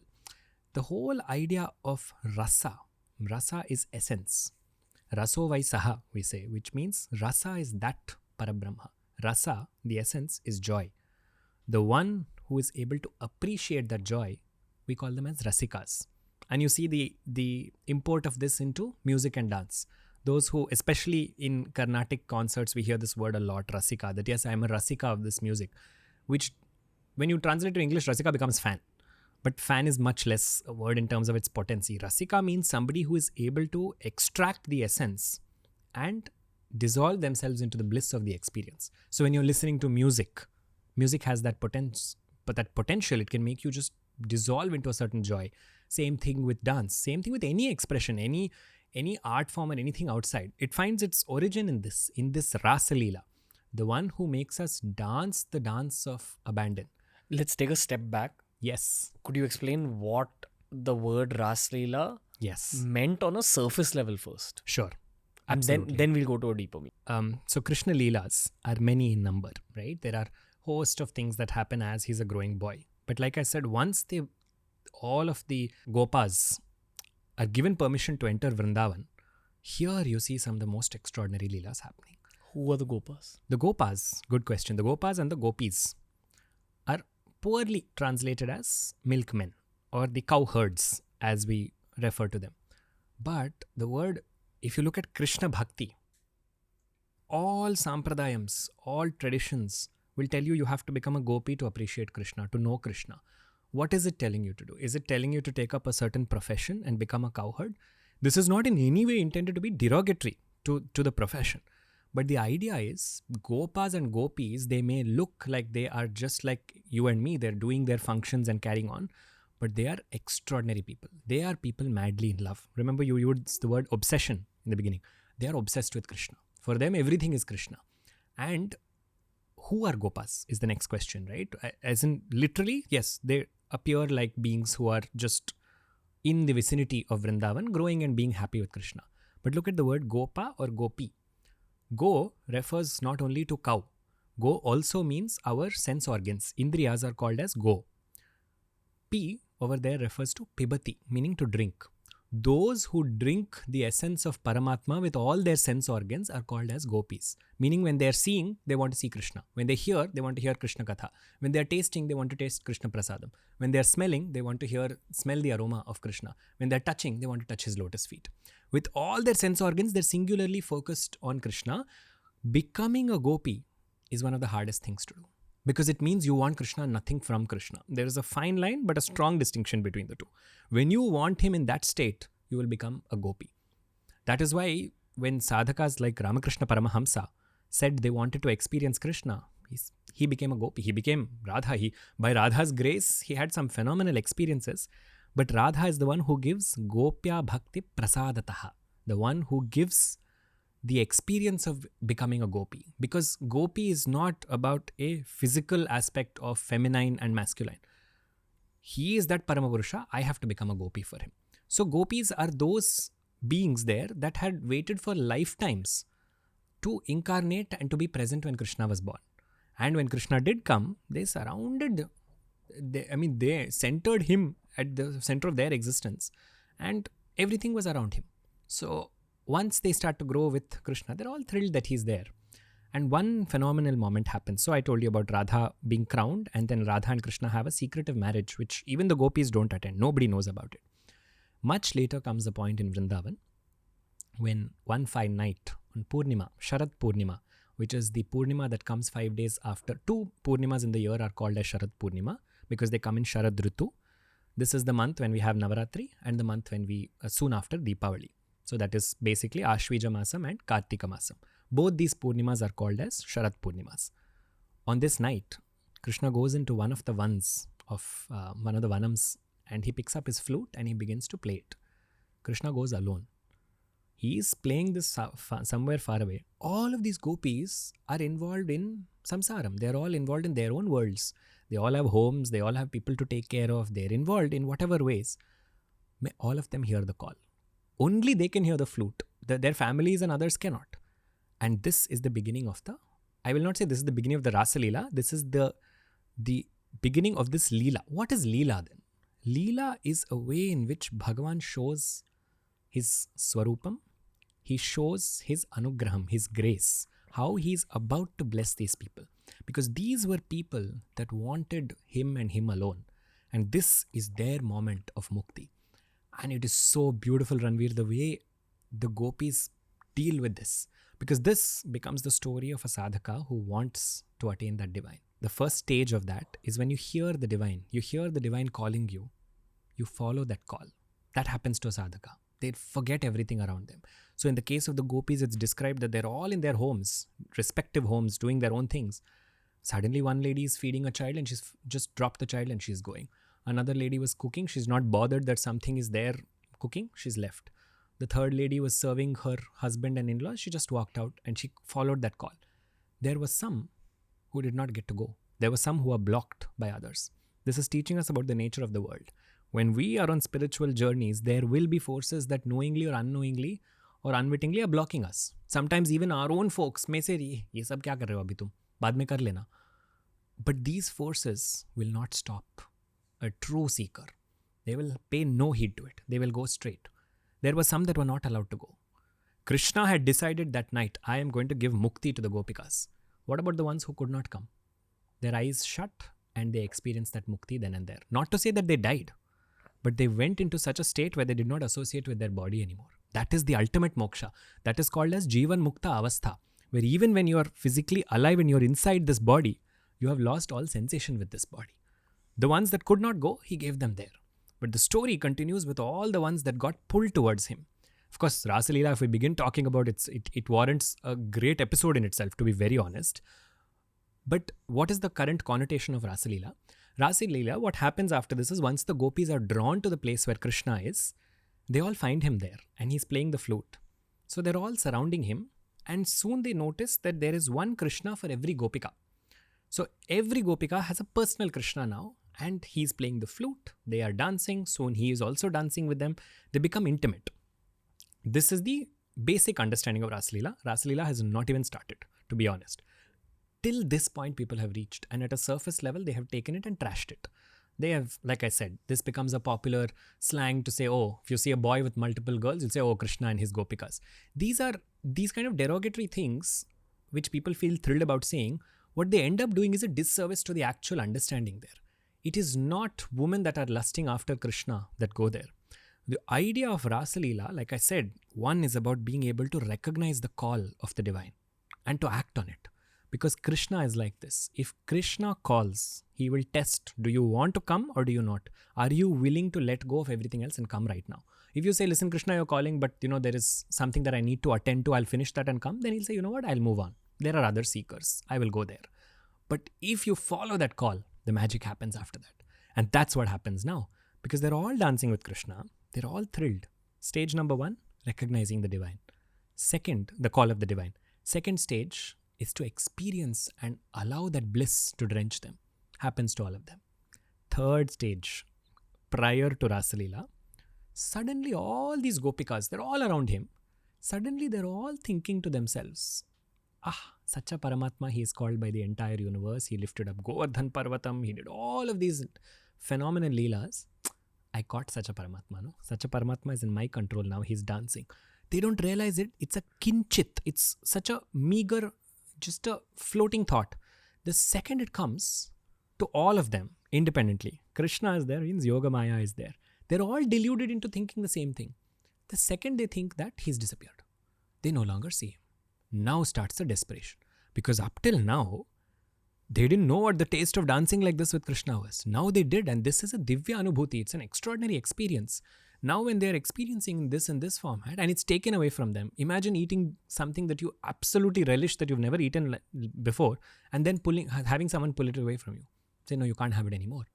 So they lament, they cry, and then they discover, oh my God, I just thought that. And then they realize, oh, you also thought that. Oh, you also thought that. So everybody was thinking the same thing. And then they start to search for him. And when they search for him, they don't find him. And they're all now starting to mimic him. Stages in bhakti. You want to be with the divine so badly, you become the divine. So one of them goes and stands on top of a rock and says, oh, this rock is Kaliya and I am Krishna. I am dancing on top of this rock. Another one picks up a stone and says, this is Govardhan Parvatam. I am Krishna. What are you doing? You're mimicking him. These are all ways in which you go closer to him. You start to internalize him. But there's no sign of him. So they're all crying, they're cursing themselves. And suddenly they notice a pair of footprints. And they realize, hey, are those his footprints? So they start to follow it in the forest. It's just moonlight that they have, nothing else. And then they realize there's another pair of footprints with them. This is what Bhagavatam tells us.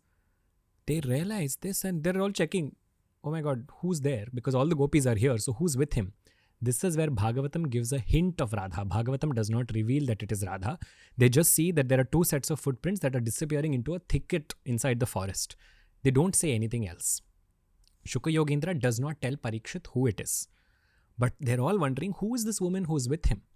And then after some time of thinking, wondering who it is, Krishna appears at some point. When Krishna decides to appear is when he appears, not when they lament. Next stage in bhakti.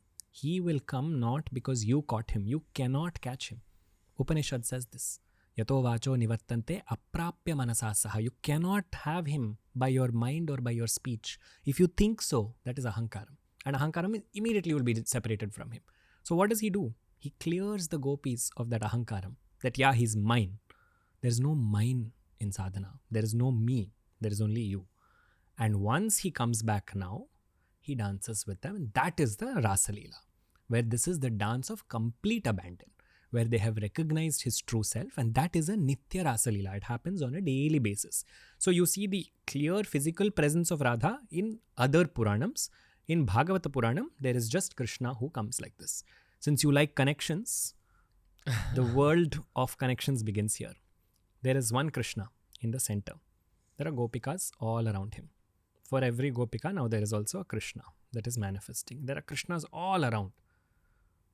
There's a central point, a Bindu Sthanam, and there is a circle around him.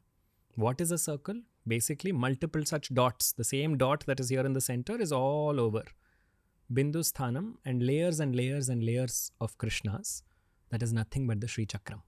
The Sri Chakram is the Bindu Sthanam in the center with Shiva and Shakti. And all around them are Nava Avarnas, 9 enclosures of different divine forces, which originate where? They originate from here. So the same Krishna that's here is the same Krishna that's all around.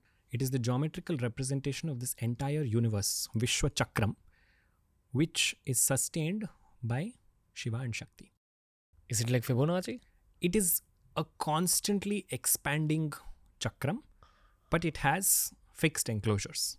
So the Sri Chakram, when it is in 2D, it is called as Sri Yantram. It is a geometric. When it is pulled up, it becomes the Mahameru, because then the Bindu comes at the top and all of these lead up to that. That leads you into the world of Devi. So, yeah, just to show you that the same connection that Krishna's dance here is the same as the Sri Yantra or the Sri Chakra. So, yeah, one thing leads you. With Krishna, everyone comes. One of my earliest memories in life is reading this book about Krishna's life. It was published by ISKCON, I believe. And it's just got a lot of images related to Krishna and his life, of him killing that Rakshasi who was sent to nurse him. Putana. Yeah. Yes. That's how I visualized the life of Krishna. Not for a second as a 3-year-old do you think that it's so esoteric. This podcast has become so esoteric. It's almost difficult for me to wrap my head around all of it. And I'm going to have to listen to this twice or thrice to actually absorb all of this. What do you think is the right way of dispelling this kind of information going further? Because I also think that the audience has reached that point now where we need esoteric conversations rather than just a story. Yes. Okay. Absolutely. And throughout the course of you dispelling this information, there's a part of me that's wanted to interrupt you and ask you for deeper meanings behind things. And then there's a part of me which is like, no, this is not my place to interrupt you. This knowledge is coming from a higher place. My kind of micro question to you right now is, why are you describing things so esoterically? That's it. That's the question. So I'll tell you why. Because so the beautiful thing about stories is the same story can hold us through our life. When you tell a 10-year-old or a 5-year-old that, look, Rama held up the bow and then the bow broke and then he married Sita, it's great. But when you are in a journey of seeking within, which presumably you are on voluntarily, at that point too, the same story can sustain you. There may come, and not may, there will come a point in every seeker's life where sadhana is not so romantic, where it's feeling difficult. At that point, can the same stories speak to us differently? So the same Rasa Leela of Krishna is beautiful when we're young. That, oh yes, Krishna is dancing and, Janmashtami is coming, so school mein to sab karwayenge hi. They'll have all of these things. Great, nothing wrong with it. That's how you introduce it. You cannot introduce this to a typical or an average child. But if you give them the basics, what happens is these esoteric conversations that we are having, these have space to emerge. You plant the seed, it will germinate when it has to. Wow. The thing about esoteric conversations is there is always a tendency to over-intellectualize things also. So there are ways to level that, because even with Krishna, we can go on just decoding, but too much of decoding, he will only say, stop, now just come and love me. Don't try and understand me. Understanding is required to a point that we say, oh my God, itna hai, there is just so much. But you pause at that point and say, now I just want to love. And that happens by going to Vrindavan. That happens by just chanting his name, by just singing his songs, just being in that environment. So esoteric conversations are important, absolutely. Like you said, we revisit the same thing multiple times and say, oh, is it speaking to me? It'll speak to a seeker. In some way or the other, it'll speak to him. Before we started rolling, I was telling you about my Bhairav sadhana and Shiva sadhana. One of the easiest ways that I found to connect with Shiva is just going Om Namah Shivaya to dispel my own sense of overthinking, because I know I have an overactive mind and it works like magic for me. When I'm afraid, I go back to my childhood mantra, which is Om Namo Datta hai. My question to you is, if someone wants to connect with Krishna really fast, do you just say Krishna, Krishna, Krishna? Take her name. Radha. Radha Ramana, Radha Krishna. Because she not only will dispel any other sound that's happening, she will filter off all of that, and at the same time, she will teach us to inculcate that sense of love. Because Prema Bhakti is one of the easiest ways in Krishna Margam. See, the thing is, when you look at Krishna, it's lovely to think of Krishna and Vrindavan. When I go to Vrindavan, I will say Radhe Radhe. What about in my circumstance? What if I'm meeting somebody and I'm saying, what is this? Can I look at that person as Krishna? But for me to look at that person as Krishna in my day-to-day interaction, I need to have recognition that there is Krishna inside him. How do I do that? I keep invoking Radha. Because Radha will give me the recognition and the power to realize that everyone around me is also Krishna. But that takes time. So it is said that after Radha was crowned as the queen of Vrindavan, as Vrindavan Adhishtatra Devata, she sent an instruction to everybody that I like Krishna Namam because Radha takes us to Krishna. So she said everybody in Vrindavan must chant Krishna. And then one fine day, somebody goes to Krishna and finds that he is chanting Radha. So he sends an instruction back and says, please let everybody chant Radha because I like this. And then she modifies it and says, okay, in Vrindavan, because Krishna likes my name, everybody say Radhe. So that's why in Vrindavan, when you go, people will say Radhe Radhe because it is for Krishna. It is an act of love for Krishna. You want to go closer to Krishna, just try this as a sadhana for X number of days. Fix the number of days that you will. Every conversation you have, beginning and end, place Radhe Radhe. It will change the way you speak. You will not speak rubbish. It will change the way you think. You recognize the other person in front of you as Radha, which means love, which will take you to Krishna. It will change your current circumstances also. It's not an ordinary thing. That's why the people who live in Vrindavan are blessed. They say Radhe Radhe all the time. They will not say Namaste. They will not say Theek hai ji. When they hang up, when they answer, it is Radhe Radhe. And that is immensely powerful. That's the thing with Krishna. You don't need complicated mantram, yantram, tantram. All of them exist. I'm not in any way saying that they don't or they have less value. But Namam does the job here. Because that Namam is the essence of all these things. All of that fortified power is there in those two aksharas, Radha. And put his name after that, she'll be happy. He'll be happy because her name is there. Put them, that's all you need. Same thing with Rama. Shri Rama is enough. That's all you need. So, one thing can... That's the power of Namam. Nama Sankirtanam is phenomenal. Because just by repeating it, you can actually get to a state where you can hear that Namam is reverberating across the universe. But that, of course, takes years and years and lifetimes, not years. But yes. So now that Ramanamam has come, I'll take you to that story because he's not going to let me be. The idea that you want to connect with him, you just recognize that he is not always in the form that you think he will be. We love Krishna because he's holding a flute or he's eating makhan and he's sitting like a little cute boy. There's no saying what form he'll come in. So this is a story that takes us, like I said, that time out of Vrindavan into Dwarka.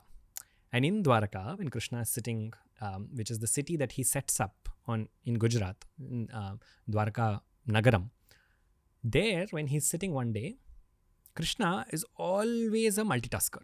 So he's always thinking of like 3 birds with one stone or 40 birds with one stone, not one. So he thinks to himself, there is somebody's pride that I have to quell. Who is that? That happens to be his mount, Garuda. Garuda, who is Narayana's Vahana or Krishna's Vahana, is sitting, he's also there in Dwarka. He comes in Krishna Avataram. In Rama Avataram, he comes, but Rama, like I said, is such a great actor that when Garuda comes, Rama looks and he says, who is this bird? But in Krishna Avataram, happily he uses him because Rama follows those conditions there of not pretending, that he is not Narayana. Krishna doesn't. Garuda thinks to himself in Dwarka that everybody says that Hanuman is the fastest person in the world, but Hanuman belongs to Treta Yuga. This is Dwapar Yugam. So, in this context, right now, I am only the fastest. No, it's not that. It's a textbook reality. He is thinking this, but that is Krishna. You think something also, he'll know. So, immediately he goes to Garuda and he says, Garuda, can you do me a favor? Can you please go to Hanuman and convey a message and tell him that I want to see him, that ask him to come. So, immediately Garuda goes to Gandhamadana Parvatam, where Hanuman is sitting in tapas. We spoke about Gandhamadana Parvatam in the mountains. Hanuman is doing tapas over there, and Garuda waits for him to open his eyes. And when Hanuman does, he sees Garuda and he says, how come you have come? So he says, my Swami is calling you. Krishna is calling you. So Hanuman says, who? And Garuda says, Krishna. Hanuman says, I don't know, I'll resume my tapas. Garuda is very perplexed. And he says, Krishna is calling you and you're saying you'll return to your tapas over here. So immediately he goes back to Krishna. Garuda goes back to Krishna and he says, look, I told him that you're calling and he didn't come. Krishna said, really? What did you say? I said, Krishna is calling. How will he come if you say Krishna is calling? Go and tell him Sita Rama are calling, he'll come. So immediately he goes there and he looks again and Hanuman says, yes, what happened? And he says, he doesn't even finish Rama. He just says Sita, Ra, and Hanuman gets up and he says, Rama is calling me and you're saying it so slowly. He tucks Garuda into his armpit and in one jump, he's about to be here. This shows Garuda, oh, he will always be the fastest. This is Garuda's pride that is quelled. But there is another purpose to this story. Krishna is sensing all this before it happens and he looks in his court and he tells all the queens. Krishna has 8 wives, predominantly considered as Ashta Lakshmis. 8 forms of Lakshmi are considered as his 8 wives. Rukmini, Satyabhama, host of them. He looks at all of them and he says, look, Hanuman is about to come. In a second, Hanuman will be here. What have I sent word? I've sent word that Sita, Rama are calling Hanuman. I'll convert myself into Rama, no problem. Which one of you will become Sita? And all of them are looking at each other and realizing, we don't have what it takes. Sita is Purna Brahma Swarupini. She is the complete manifestation of the divine feminine. So all of them look at each other, realizing we can't. Because up till then, even they thought that yes, we are his bharyas, his shaktis. Rukmini is the one there who's standing and she says, there is only one person who can be Sita. Let me summon her. You summon her, Swami, from Vrindavanam. In 1 second, Radha is standing by his side and Radha smiles and Radha Krishna becomes Sita Rama. So Hanuman comes and he looks at both of them and he says, Sita Rama are here. And so Krishna does this beautiful leela to talk about how Rama and Krishna are the same, Sita and Radha are the same. Wow. So mysterious. Sita, Radha. But their placement in the epic, something else. This is just about Radha, what we spoke. Sita, if you take away Sita, there's no Ramayana. Every other story, even Krishna Avataram, you will see the involvement of Lakshmi's Avataram in a certain context. It's not to say she's not important. But in Krishna Avataram, he's doing a host of leelas by himself.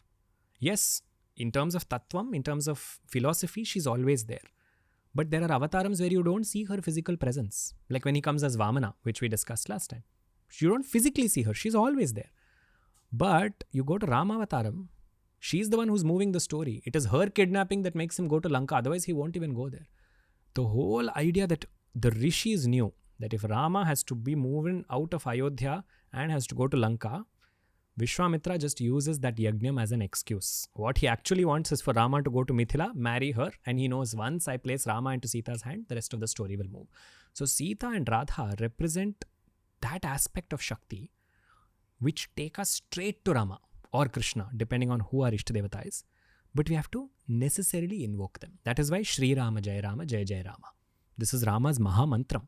13 syllables, Shri Ram, Jai Ram, Jai Jai Rama. But the starting syllable is Shri Rama. The shlokam that I mentioned in the beginning, Ramaya Rama Bhadraya, Bhadra, the one who gives us safety. Ramachandraya Vedhase, the one who has a glowing face like the glowing moon. Ramachandraya Vedhase, the one who is the Lord of the Raghu Vamsham, Raghunathaya, and my Lord, Nathaya. All this is fine. But you have to remember who he is. Sitaya Pataye Namaha. He is the Lord of Sita. Call Sita, Rama will come. Call Radha, Krishna will come. That's the easiest way. Both these margams, they gave us these ways. That is why Hanuman is always doing japam of both of them together. Because he knows that she is the easiest way to take us there. One of my intentions behind doing this episode was to actually learn about Radha, and we've hit that mark. Still not understood it completely. Yeah. Because it's too deep a topic. It is. But this is the first time we're talking about it on the show. Absolutely. Before we move forward, I had another intention with this episode, which is to kind of go over the surface level story of Krishna as well. Sure. So from this point, where I think we've just touched upon the Ras Leela part, the Gopis, that aspect of Krishna, where roughly speaking, this was his teenage. Yes. Fair enough to say that. From his teenage up till the Mahabharat. Yes. Can you take us through that story first? Just the surface level story. Sure. And then we'll break down the esoteric parts of it. Absolutely. Sure. So what you see post the Rasa Leela is that a call comes for Krishna, or rather Krishna recognizes that Kansa, the one who he had to slay, is there on the other side of Yamuna in Mathura. Kamsa is ruling there as the king. And Krishna takes it upon himself to leave Vrindavan. This is honestly one of the most heart-wrenching parts of the Bhagavatam also. Because when he goes, the sadness of the gopis, it's just something else. Because, see, tattvam, philosophy, esoteric aspects, these are all beautiful. These, when we think about it, yes. But in terms of katha, Just look at how sad it is that the ones who loved him with all their heart are having to see him physically go away. That's why they cry, they plead, they go with him. Same thing happens in Ramavataram when he leaves Ayodhya, because when he's banished, when Kaikai banishes him, the way Ayodhya Vasis, the Praja of Ayodhya, the way they follow him in the chariot, Rama has to leave early morning before they've come to some part of the forest with him also. And Rama wakes up the charioteer and he says, listen, we need to go before they get up. And we need to wrongly show them the path so that they get misled and they go back to Ayodhya. See, that's that viraha tapam, that pangs of separation. Even for a second, nobody wants it from Rama or Krishna. But they have to go through it. And Krishna goes over. He sure enough goes, kills a host of Rakshasas that are there in Kamsa's court. Kamsa has organized this massive wrestling match. Krishna kills all of them. Malla, etc., the host of them. And he kills Kamsa also. Once he kills Kamsa and he establishes Ugrasena as the king of Mathura, Krishna's leelas take a different turn. Who's Ugrasena? Ugrasena is Kamsa's father. Kamsa took the kingdom wrongly from his father, and before his father's time, and he imprisoned his father as well. Once Krishna re-established Ugrasena on the throne, Krishna leelas go through a significant change. All the leelas that happened here in Mathura and Vrindavan, predominantly Vrindavan, Gokul, Nandagaon and Mathura, are all called as Madhura leelas. Now it is Aishwarya leelas. Aishwarya leelas is where he displays his Ishwaratvam, his divinity. Ishwara here being Parabrahma. He shows his divinity with no hesitation. So now is where Bhagavatam meets Bharatam, where Bhagavatam meets the Mahabharatam. Because once Kamsa is killed, we see the entry of Krishna when in the Mahabharatam we jump from this Grantham into that, where the Pandavas have been sent. The Pandavas are Krishna's cousins. They are in their own universe fighting and battling negative energies over there. And Krishna comes in contact with them. So Krishna comes to their rescue every single time, and he's with them as they fight off the Kauravas. Each time they're trying to figure out how to manage that situation, Krishna becomes their mentor. So he's by their side, he's their counsel, he's the one who's constantly advising them on what to do, how to do it, what is the best strategy. And through that, you see a very different side of Krishna. This is Aishwarya Leela. These are all called Aishwarya Leelas, henceforth. So, for example, how he helps them strategize about the war. But what's the last mention of Krishna in the Bhagavatam then? So, it's not last mention in the sense that here the focus is on the Mathura Leelas. There are mentions, Bhagavatam continues in the 11th and 12th chapter talking about, you were asking earlier, right? It continues to talk about what happens in the Aishwarya Leelas also. It's not that it stops with this. Do they mention characters from the Mahabharata? Yes, fully. Really? Yeah, absolutely. All of so Vyasa is very strategic about what he places where. Vyasa being the author of both these Granthams. In the Mahabharatam, in fact, it's said that he wrote the Mahabharatam and he still didn't feel content inside. He still felt like something is missing. Narada came to him and he said, write Bhagavad Katha. Because Mahabharatam, it's extremely powerful, but at the same time, it deals with things that we encounter on a daily basis. Deals with every kind of anger, lust, jealousy, frustration, etc., etc. Vyasa expanded all of this in the story. The phenomenal story of the Pandavas versus the Kauravas and all the twists and turns. But it was Bhagavata Katha. It is the Katha of Bhagavan that gave him ultimate solace. That is why he wrote the Bhagavatam. So Bhagavatam, he writes after he's written Bharatam. So every major portion from there comes here, but in lesser or more quantities depending on how much he's already expanded it over there. So there's no repetition, but if he has to drill in an idea, you will see it mentioned over here. So once he goes and meets the Pandavas and he becomes their trusted counsel, Krishna has come for two purposes. One is to bless all these Gopi Janas, these Gopas and Gopis who were waiting for lifetimes for him to come. And that's the thing about Krishna Avataram. Anybody who comes in touch with him, this is their last Janmam. So this leads me to a very well-known story about how Vishnu in Vaikuntha has two Dwarapalakas, that is Jaya and Vijaya. Vaikuntha has 7 gates of entry. You cannot make it past them easily. These are only crossed by those yogis who have gone past kama, desire, krodha, anger, lobha, moha, mada, matsarya. All of these, those who conquer these 6 enemies, They go to the 7th gate if they have truly succeeded. Success in Sanskritam, Jayam. Complete success, Vijayam. If they have completely mastered all these, then they get entry into Vaikuntha. That's why Jaya and Vijaya are the gatekeepers. It's a metaphor. Jaya and Vijaya, on a certain instance, they block entry for 4 children.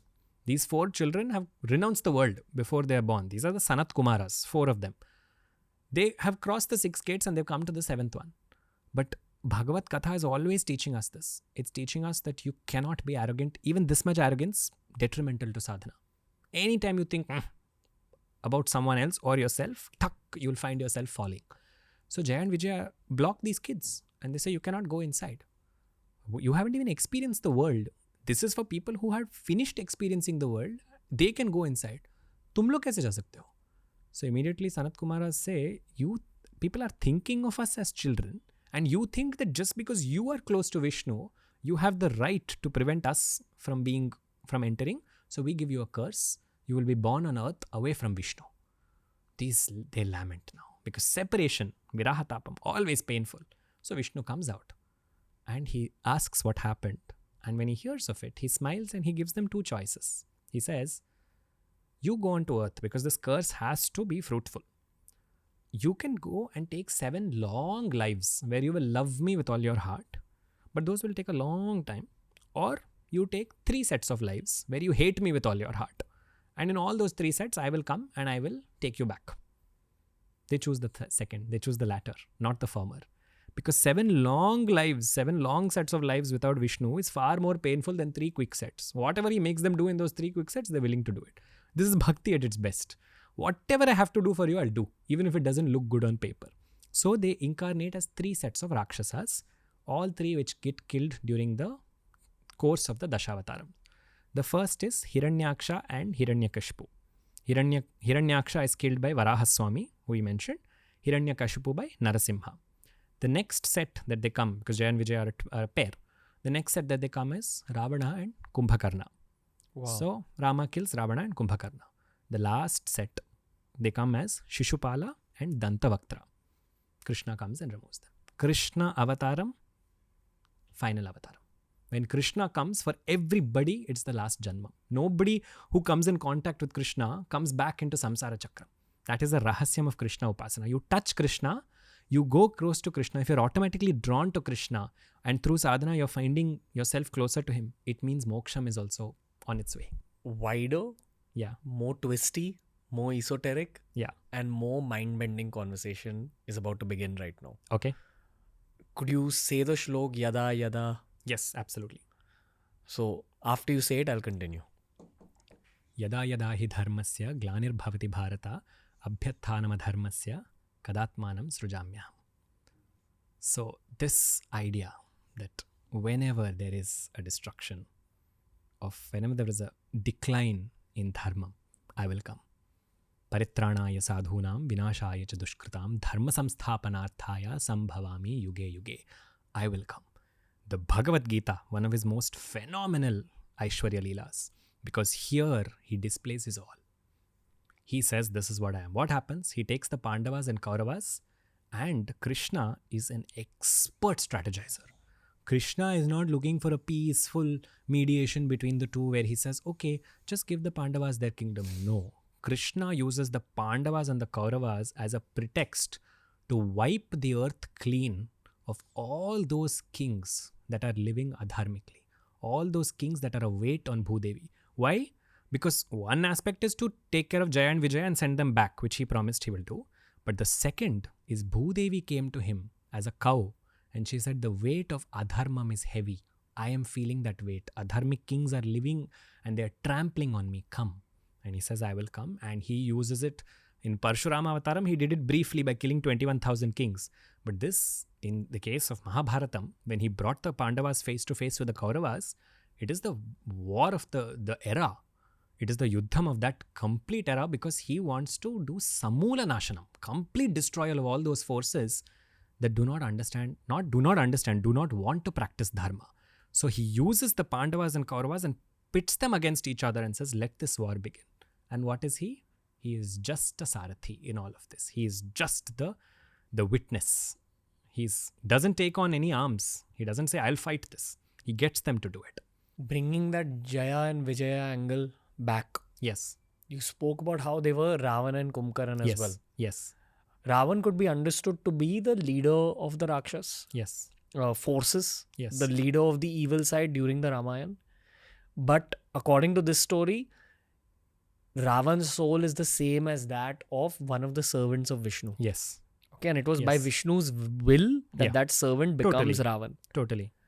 Now, post the Ramayana war, obviously the world was cleaned of a lot of evil. Not just by removing Ravan, but by removing his own army. Yeah.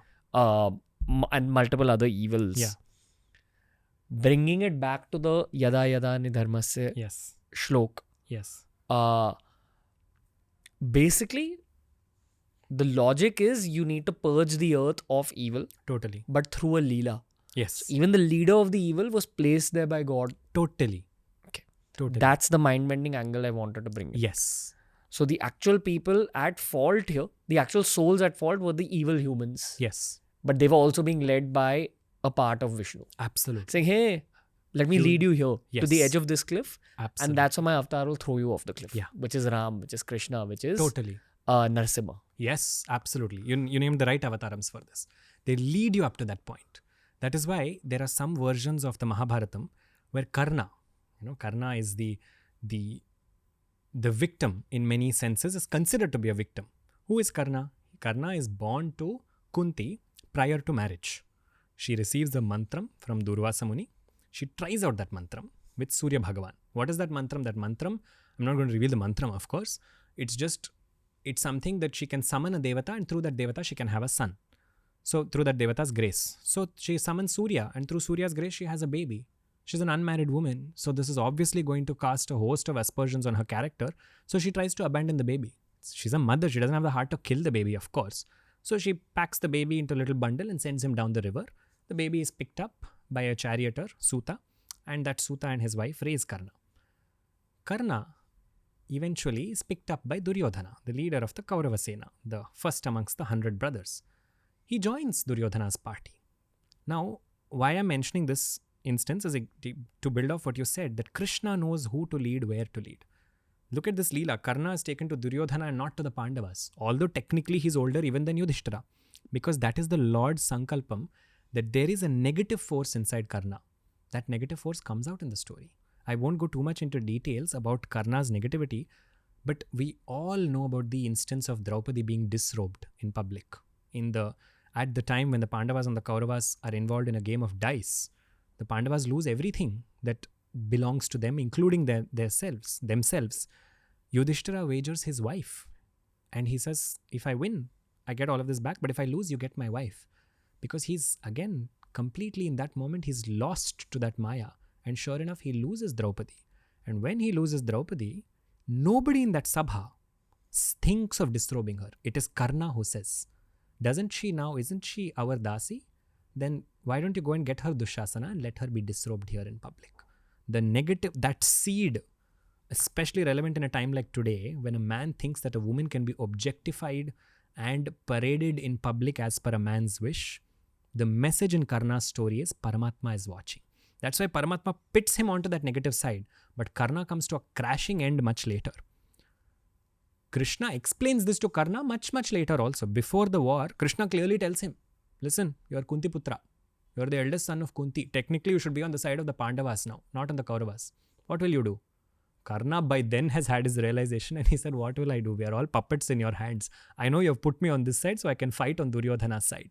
And there Krishna speaks to him. We see this in 2-3 versions of the Mahabharatam. But Krishna speaks to him and he says, there is a portion of evil inside you. That evil has to be destroyed. You have been placed there by my Sankalpam. My Sankalpam came why? Because your nature is evil. So when we look at Rama or Krishna or Narasimha as the people who led them to the edge of the cliff, their actions propelled him to do it. He didn't of his own will say, chalo, you be a pawn in my strategy. No, you are doing activities that is conducive for me to do this. I will just pick you up at your natural acceleration and place you here. That is why, how does Karna come to an end? When he's fighting with Arjuna and Krishna is Arjuna's Sarathi, whereas Karna has gotten a horrible Sarathi. Karna has gotten a terrible charioteer for himself whose name is Shalya. Shalya's charioteering is not just about driving the horses. It's also about being able to instill confidence into the one that you're taking, the warrior, right? You need to make them feel good about it. Shalya is sarcastic. He starts to attack Karna's mode. Who is attacking Karna? Karna's karma only is coming back. Krishna is the one that is karma sakshi. He is watching all of your karmas. What happens? The chariot wheel gets stuck in the mud. And Krishna says, Arjuna, shoot now. Arjuna is hesitating. Karna speaks first. He said, isn't it adharma that to shoot an unarmed warrior? Krishna says, who's talking about adharma? Somebody who wanted a woman to be disrobed in public in front of so many lustful, disgusting eyes. You are talking to me about dharma. Somebody who suggested that we shoot, that your entire Kaurava Sena should attack the Pandava Sena at a different point of time, which is another story, I'll not go into it. He cites instance after instance saying, on what basis do you talk about dharma? This is Krishna's leela. That when we negotiate in our lives and we say, Bhagavan, I've been doing all these things right. Bhagavan is aware what is the intent, number one. Number two, what are the things you are not telling people? Karna's story, this doesn't come out that he has this negative aspect to him. But when it does, Krishna says, dharma and adharma, you don't have that discussion with me because I am the universe's conscience keeper. Same thing you can draw in Ramavataram. I'll come to that in just a minute. But Krishna's Aishwarya Leelam, he shows his divinity here and he says, Arjuna, don't hesitate now. This is a moment where the law of dharma is not, it is called dharma sukshmam. It is the subtleties of dharma, saying you spend a whole life in dharmam, then your end will also be dharmic. You will be killed in a dharmic way. You will reach your final abode like that. You can't spend your life in adharmam and suddenly wake up in that last moment and be like, guys, but what about dharma? What did you do for that dharma? Have you performed any dharma for you to count on?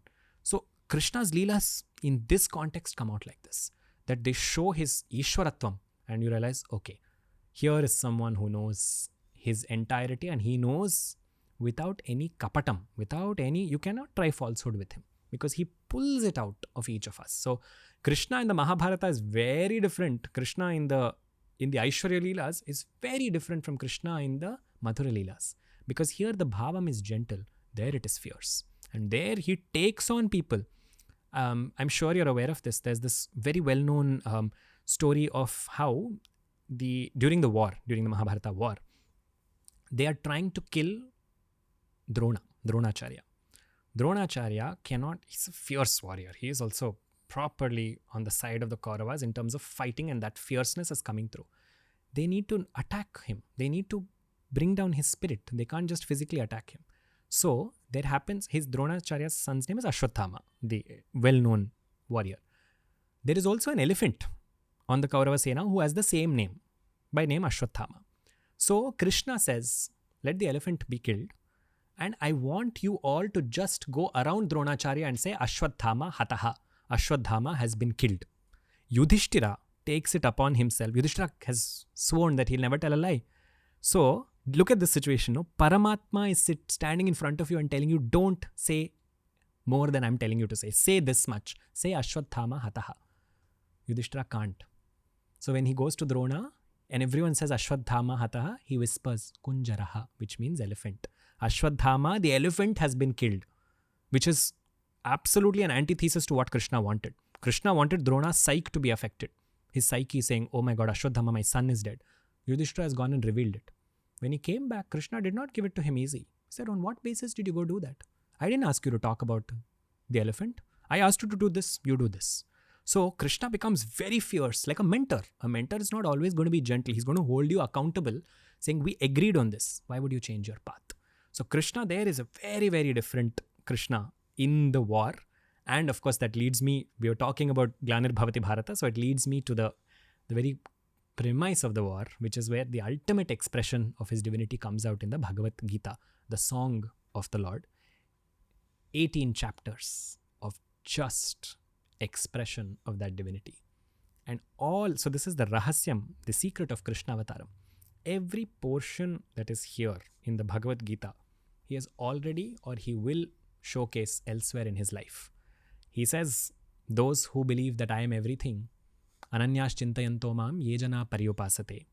Those who dedicate their all to me, Ananyas Chintayanto Mam Yejana Paryupasate, Tesham Nityabhiyuktanam Yogakshemam Vahamyaham. their constant welfare, tesham nitya abhiyuktanam, nitya, constant, without 1 second break, I will take care of them. Declaration from the divine. So, yeah. Such a different energy in this part of the podcast. Right? Such Even a- in my body, I can feel it. Yeah. Anyone who's listening to it can feel it at Yeah. this. And the energy is shifted like throughout the course of these 2 hours. Yeah. Someone had said this on the show. They said that when it comes to Krishna, it's such a peculiar deity or avatar that if you study his entire life, it's likely that you'll find yourself feeling more connected to one part of his life than the other parts. Absolutely. And that's often a reflection of you yourself. Absolutely. Beautifully said. Beautifully said. Again, just for the sake of understanding this same quote better, I'm going to take my own example. I bow down with respect, with reverence to all these different chapters. But for me, it's the charioteer part Yeah. that appeals the most. And I think that's the case for a lot of guys, at least, that I've spoken to. A lot of female Krishna devotees I've seen relate much more to the Radha Krishna part of it, the more loving part. Don't know why that is. I just guess that's human nature. What is it for you? So for me, it has been in what phase of life I've been at that point of time. Around the times that I have just been seeking that divine validation, that am I on the right path? Is this okay? Strangely enough, for me, it's not always been Bhagavad Gita as much as it's been Mathura Leelas. That I kept revisiting them and finding that, saying, yes, this is how he's speaking to me through that. But like you said, different aspects of his life appeal to different people because that is Krishna. And I say this with all due humility. There is not a single kind of a sadhaka who Krishna does not cater to. You are on a fierce, intense journey of self-discovery, Krishna will do something for you. You are on gentle prema bhakti margam, or pushti margam, or any of these sampradayams that just are about opening this heart to his loving, gentle, delicate footsteps, he will speak to you. You are at a crossroads and you don't know what to do, Bhagavad Gita will speak to you. You don't know if you are right or wrong, but there are situations that demand certain fierceness from you, he will be there. You have to leave home. Look at his life, no? His life is telling you that he has lived these experiences. Keep aside Paramatma, keep aside this. In our lives, when we go through certain things, especially difficult moments, the mind's nature is, has this happened to someone else? How did they deal with it? I'm not the first one to go through this, right? It reassures the mind. Look at him. Yet, I'm keeping aside all philosophy for this discussion. Born in one home, born in a jail, transferred that same night elsewhere to another set of parents, grows up there, spends great years with them, has to move because the call of duty is elsewhere. After that, doesn't ever go back here at all, moves on, strategizes one of the greatest wars ever of the time, and ultimately watches civilizations and generations disappear in front of his eyes in cold-blooded deaths, watches and ensures that whatever sacred life has to be protected, he has done that, and then goes and retires calmly, watches his own family, which is the Yadu Vamsham, the Yadu clan, watches them being destroyed on account of their own follies and their own misdeeds, and then ultimately shot by an arrow. That is how the Avatar Samapti happens, where, so this happens post the war. Hold on. I just want to pause you a little bit. Yeah. We don't hear too much about the 36 years post the Mahabharata. Yeah. Could you give us the surface level story of what happened? Sure. And where is it mentioned? Yes. That's the other angle. This is mentioned in the Mahabharatam itself. What happens is, towards the end of the 18 days, or rather not towards the end, at the end of it all, Kaurava Vamsham, the entire dynasty, all of the 100 brothers, all of them barring one, they're all killed and their wives have been widowed. It's a gruesome scene on the battlefield, and there are vultures preying on those bodies, and there are rivers of blood. It's very gory. Gandhari comes onto the battlefield. The mother of the Kauravas. The mother of the Kauravas. And when she, of course, there's a patti on her eyes because she doesn't see, but she's feeling her son's body. She's hearing her daughter-in-laws, they're all wailing. And when she sees that, grief overtakes. That's the real parts, the human parts of these stories are here. Grief is powerful. even when rishis experience it, putra shokam especially, losing your child when you are still alive is known to be one of the most painful things that nobody should experience, because it is not the natural order of things. The natural order is parents will go first. Children, that's how age works, that's how our bodies work, right? They are older, they will go. It is an unfortunate but a reality that somewhere is drilled in inside of us. But when the reverse happens, when a parent sees a child go, it's a terrible, terrible feeling. And when Gandhari sees that this has happened, not one, but all of her sons have been killed, that grief overtakes her. And who's there when she's on the battlefield? Krishna is behind her. So when she's aware of this, that look at this, look at all this destruction, she has forgotten that her sons caused it, that they were the ones who started and sowed the bijas of adharma, and they caused all of this massive destruction for themselves. She's forgotten all of that. It's easy to pinpoint, no? When we're angry, everything for us is, what, Bhagwan? I did so much for you, but this is what you gave me in return. She looks at him and says exactly the same thing. And this is where Krishna teaches us one of the most phenomenal lessons in our lives, which is, she looks towards Krishna. Of course, looking is metaphorically. She turns to Krishna and she says, this is your doing. You brought me this much of loss. I'm having to deal with death 100 times over, and it is tearing my heart into 100 pieces. So I curse you, Krishna, that you will die silently without any respect. These are all warriors. They have all died here on the battlefield. They will attain Veeraswargam. That's where any warriors who die, they go to Veeraswargam, because they have died while performing their duty. Good or bad, that's where they go. But you will die silently. You will die by a hunter's arrow. That is my curse to you. Krishna receives that curse smilingly and he says, Amma, you shouldn't have cursed me. I'll tell you why. I would have anyway gone like that. That was how I had chosen to go. You wasted your tapas. Krishna's lesson is not in the Bhagavad Gita. It's throughout his Janmam. Krishna's lesson to us. Gandhari has earned herself a lifetime of tapas. Why? Because when she got married to Dhritarashtra, Dhritarashtra could not see. So she took it upon herself to tie a patti on her eyes so she would also not see and be with him in that dharma.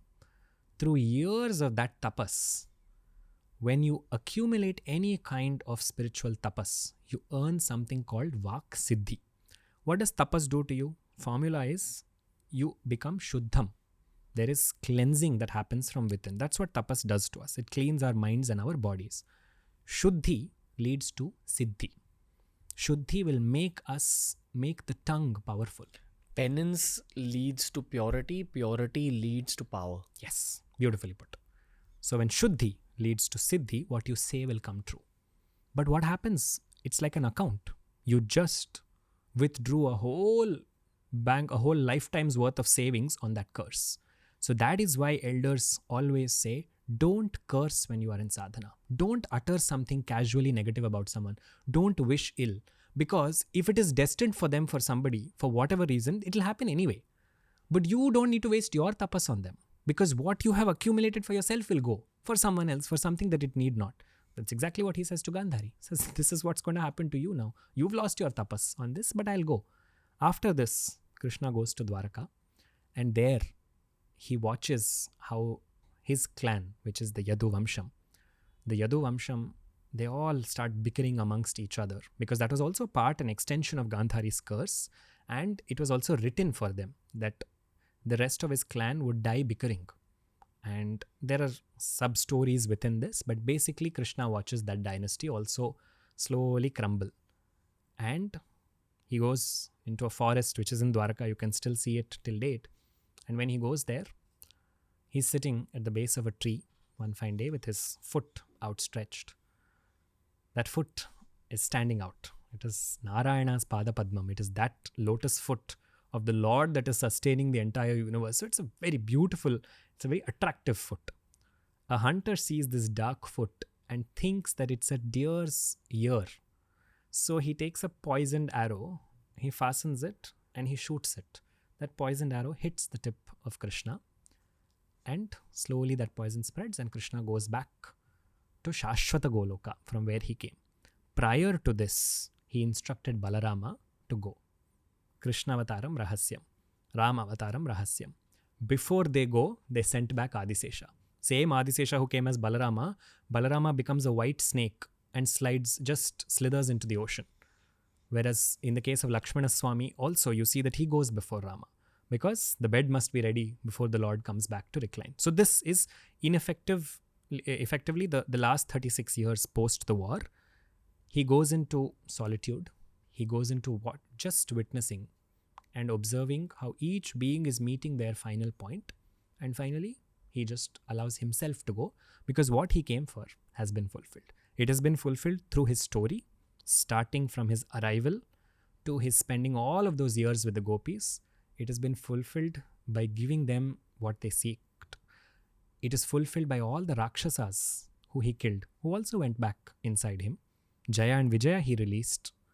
He crossed over, set up the war of the era, cleaned that chapter, cleaned that entire horizon, and gave us the most phenomenal verse and said 18 chapters, 700 shlokas. This is all you need for life. Take it. That said, what more is there now? This is what I've come for. Take it and go. Hare Krishna. Yeah, Hare Krishna. Any signing off notes? Vinay Varanasi. The world of Krishna, the world we never have to exit. And that's my invitation to anybody who's watching this. Krishna sadhana does not require you to know, not know. You can be anything. You can be confused. You can be curious. You can be annoyed. You can be happy. You can be anything.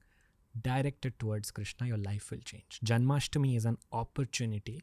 Janmashtami marks the beginning of that time when you can open your heart to him and he'll come straight and land in. So the only thing I want to say in parting is allow yourself to be soaked in Radha and Krishna. They will take you to wherever you are meant to be, whoever your Ishtadevata is. They will find you and they will place you. And if it is them, then you've already reached. Radhe Radhe. Radhe Radhe. Lots of love. Thank you for another iconic episode, Vinay Varanasi. We'll see you very soon. The next time we cover Dattatreya Bhagwan. Yes. Awesome. See you. That was the episode for today, ladies and gentlemen. I'm recording this outro on the same day that we recorded the podcast. I remember the first half being extremely heavy and I remember the second half being extremely invigorating. I was left with a lot of energy after this episode, and that's what happens when a genuine seeker channelizes a higher energy to help create a modern day creative product that will go out to millions through the medium of the internet. I'm not talking about myself. I'm talking about Vinay Varanasi. Want to welcome him back to TRS very soon. The next time we'll be covering the topic of Dattatreya Bhagwan. Please send in your topic recommendations as well. There's no limit to the number of Sanatan Dharma episodes that we can create on this podcast. Thank you for listening in, ladies and gentlemen. And until next time, guys, from Ranveer and the team, we'll see you very soon.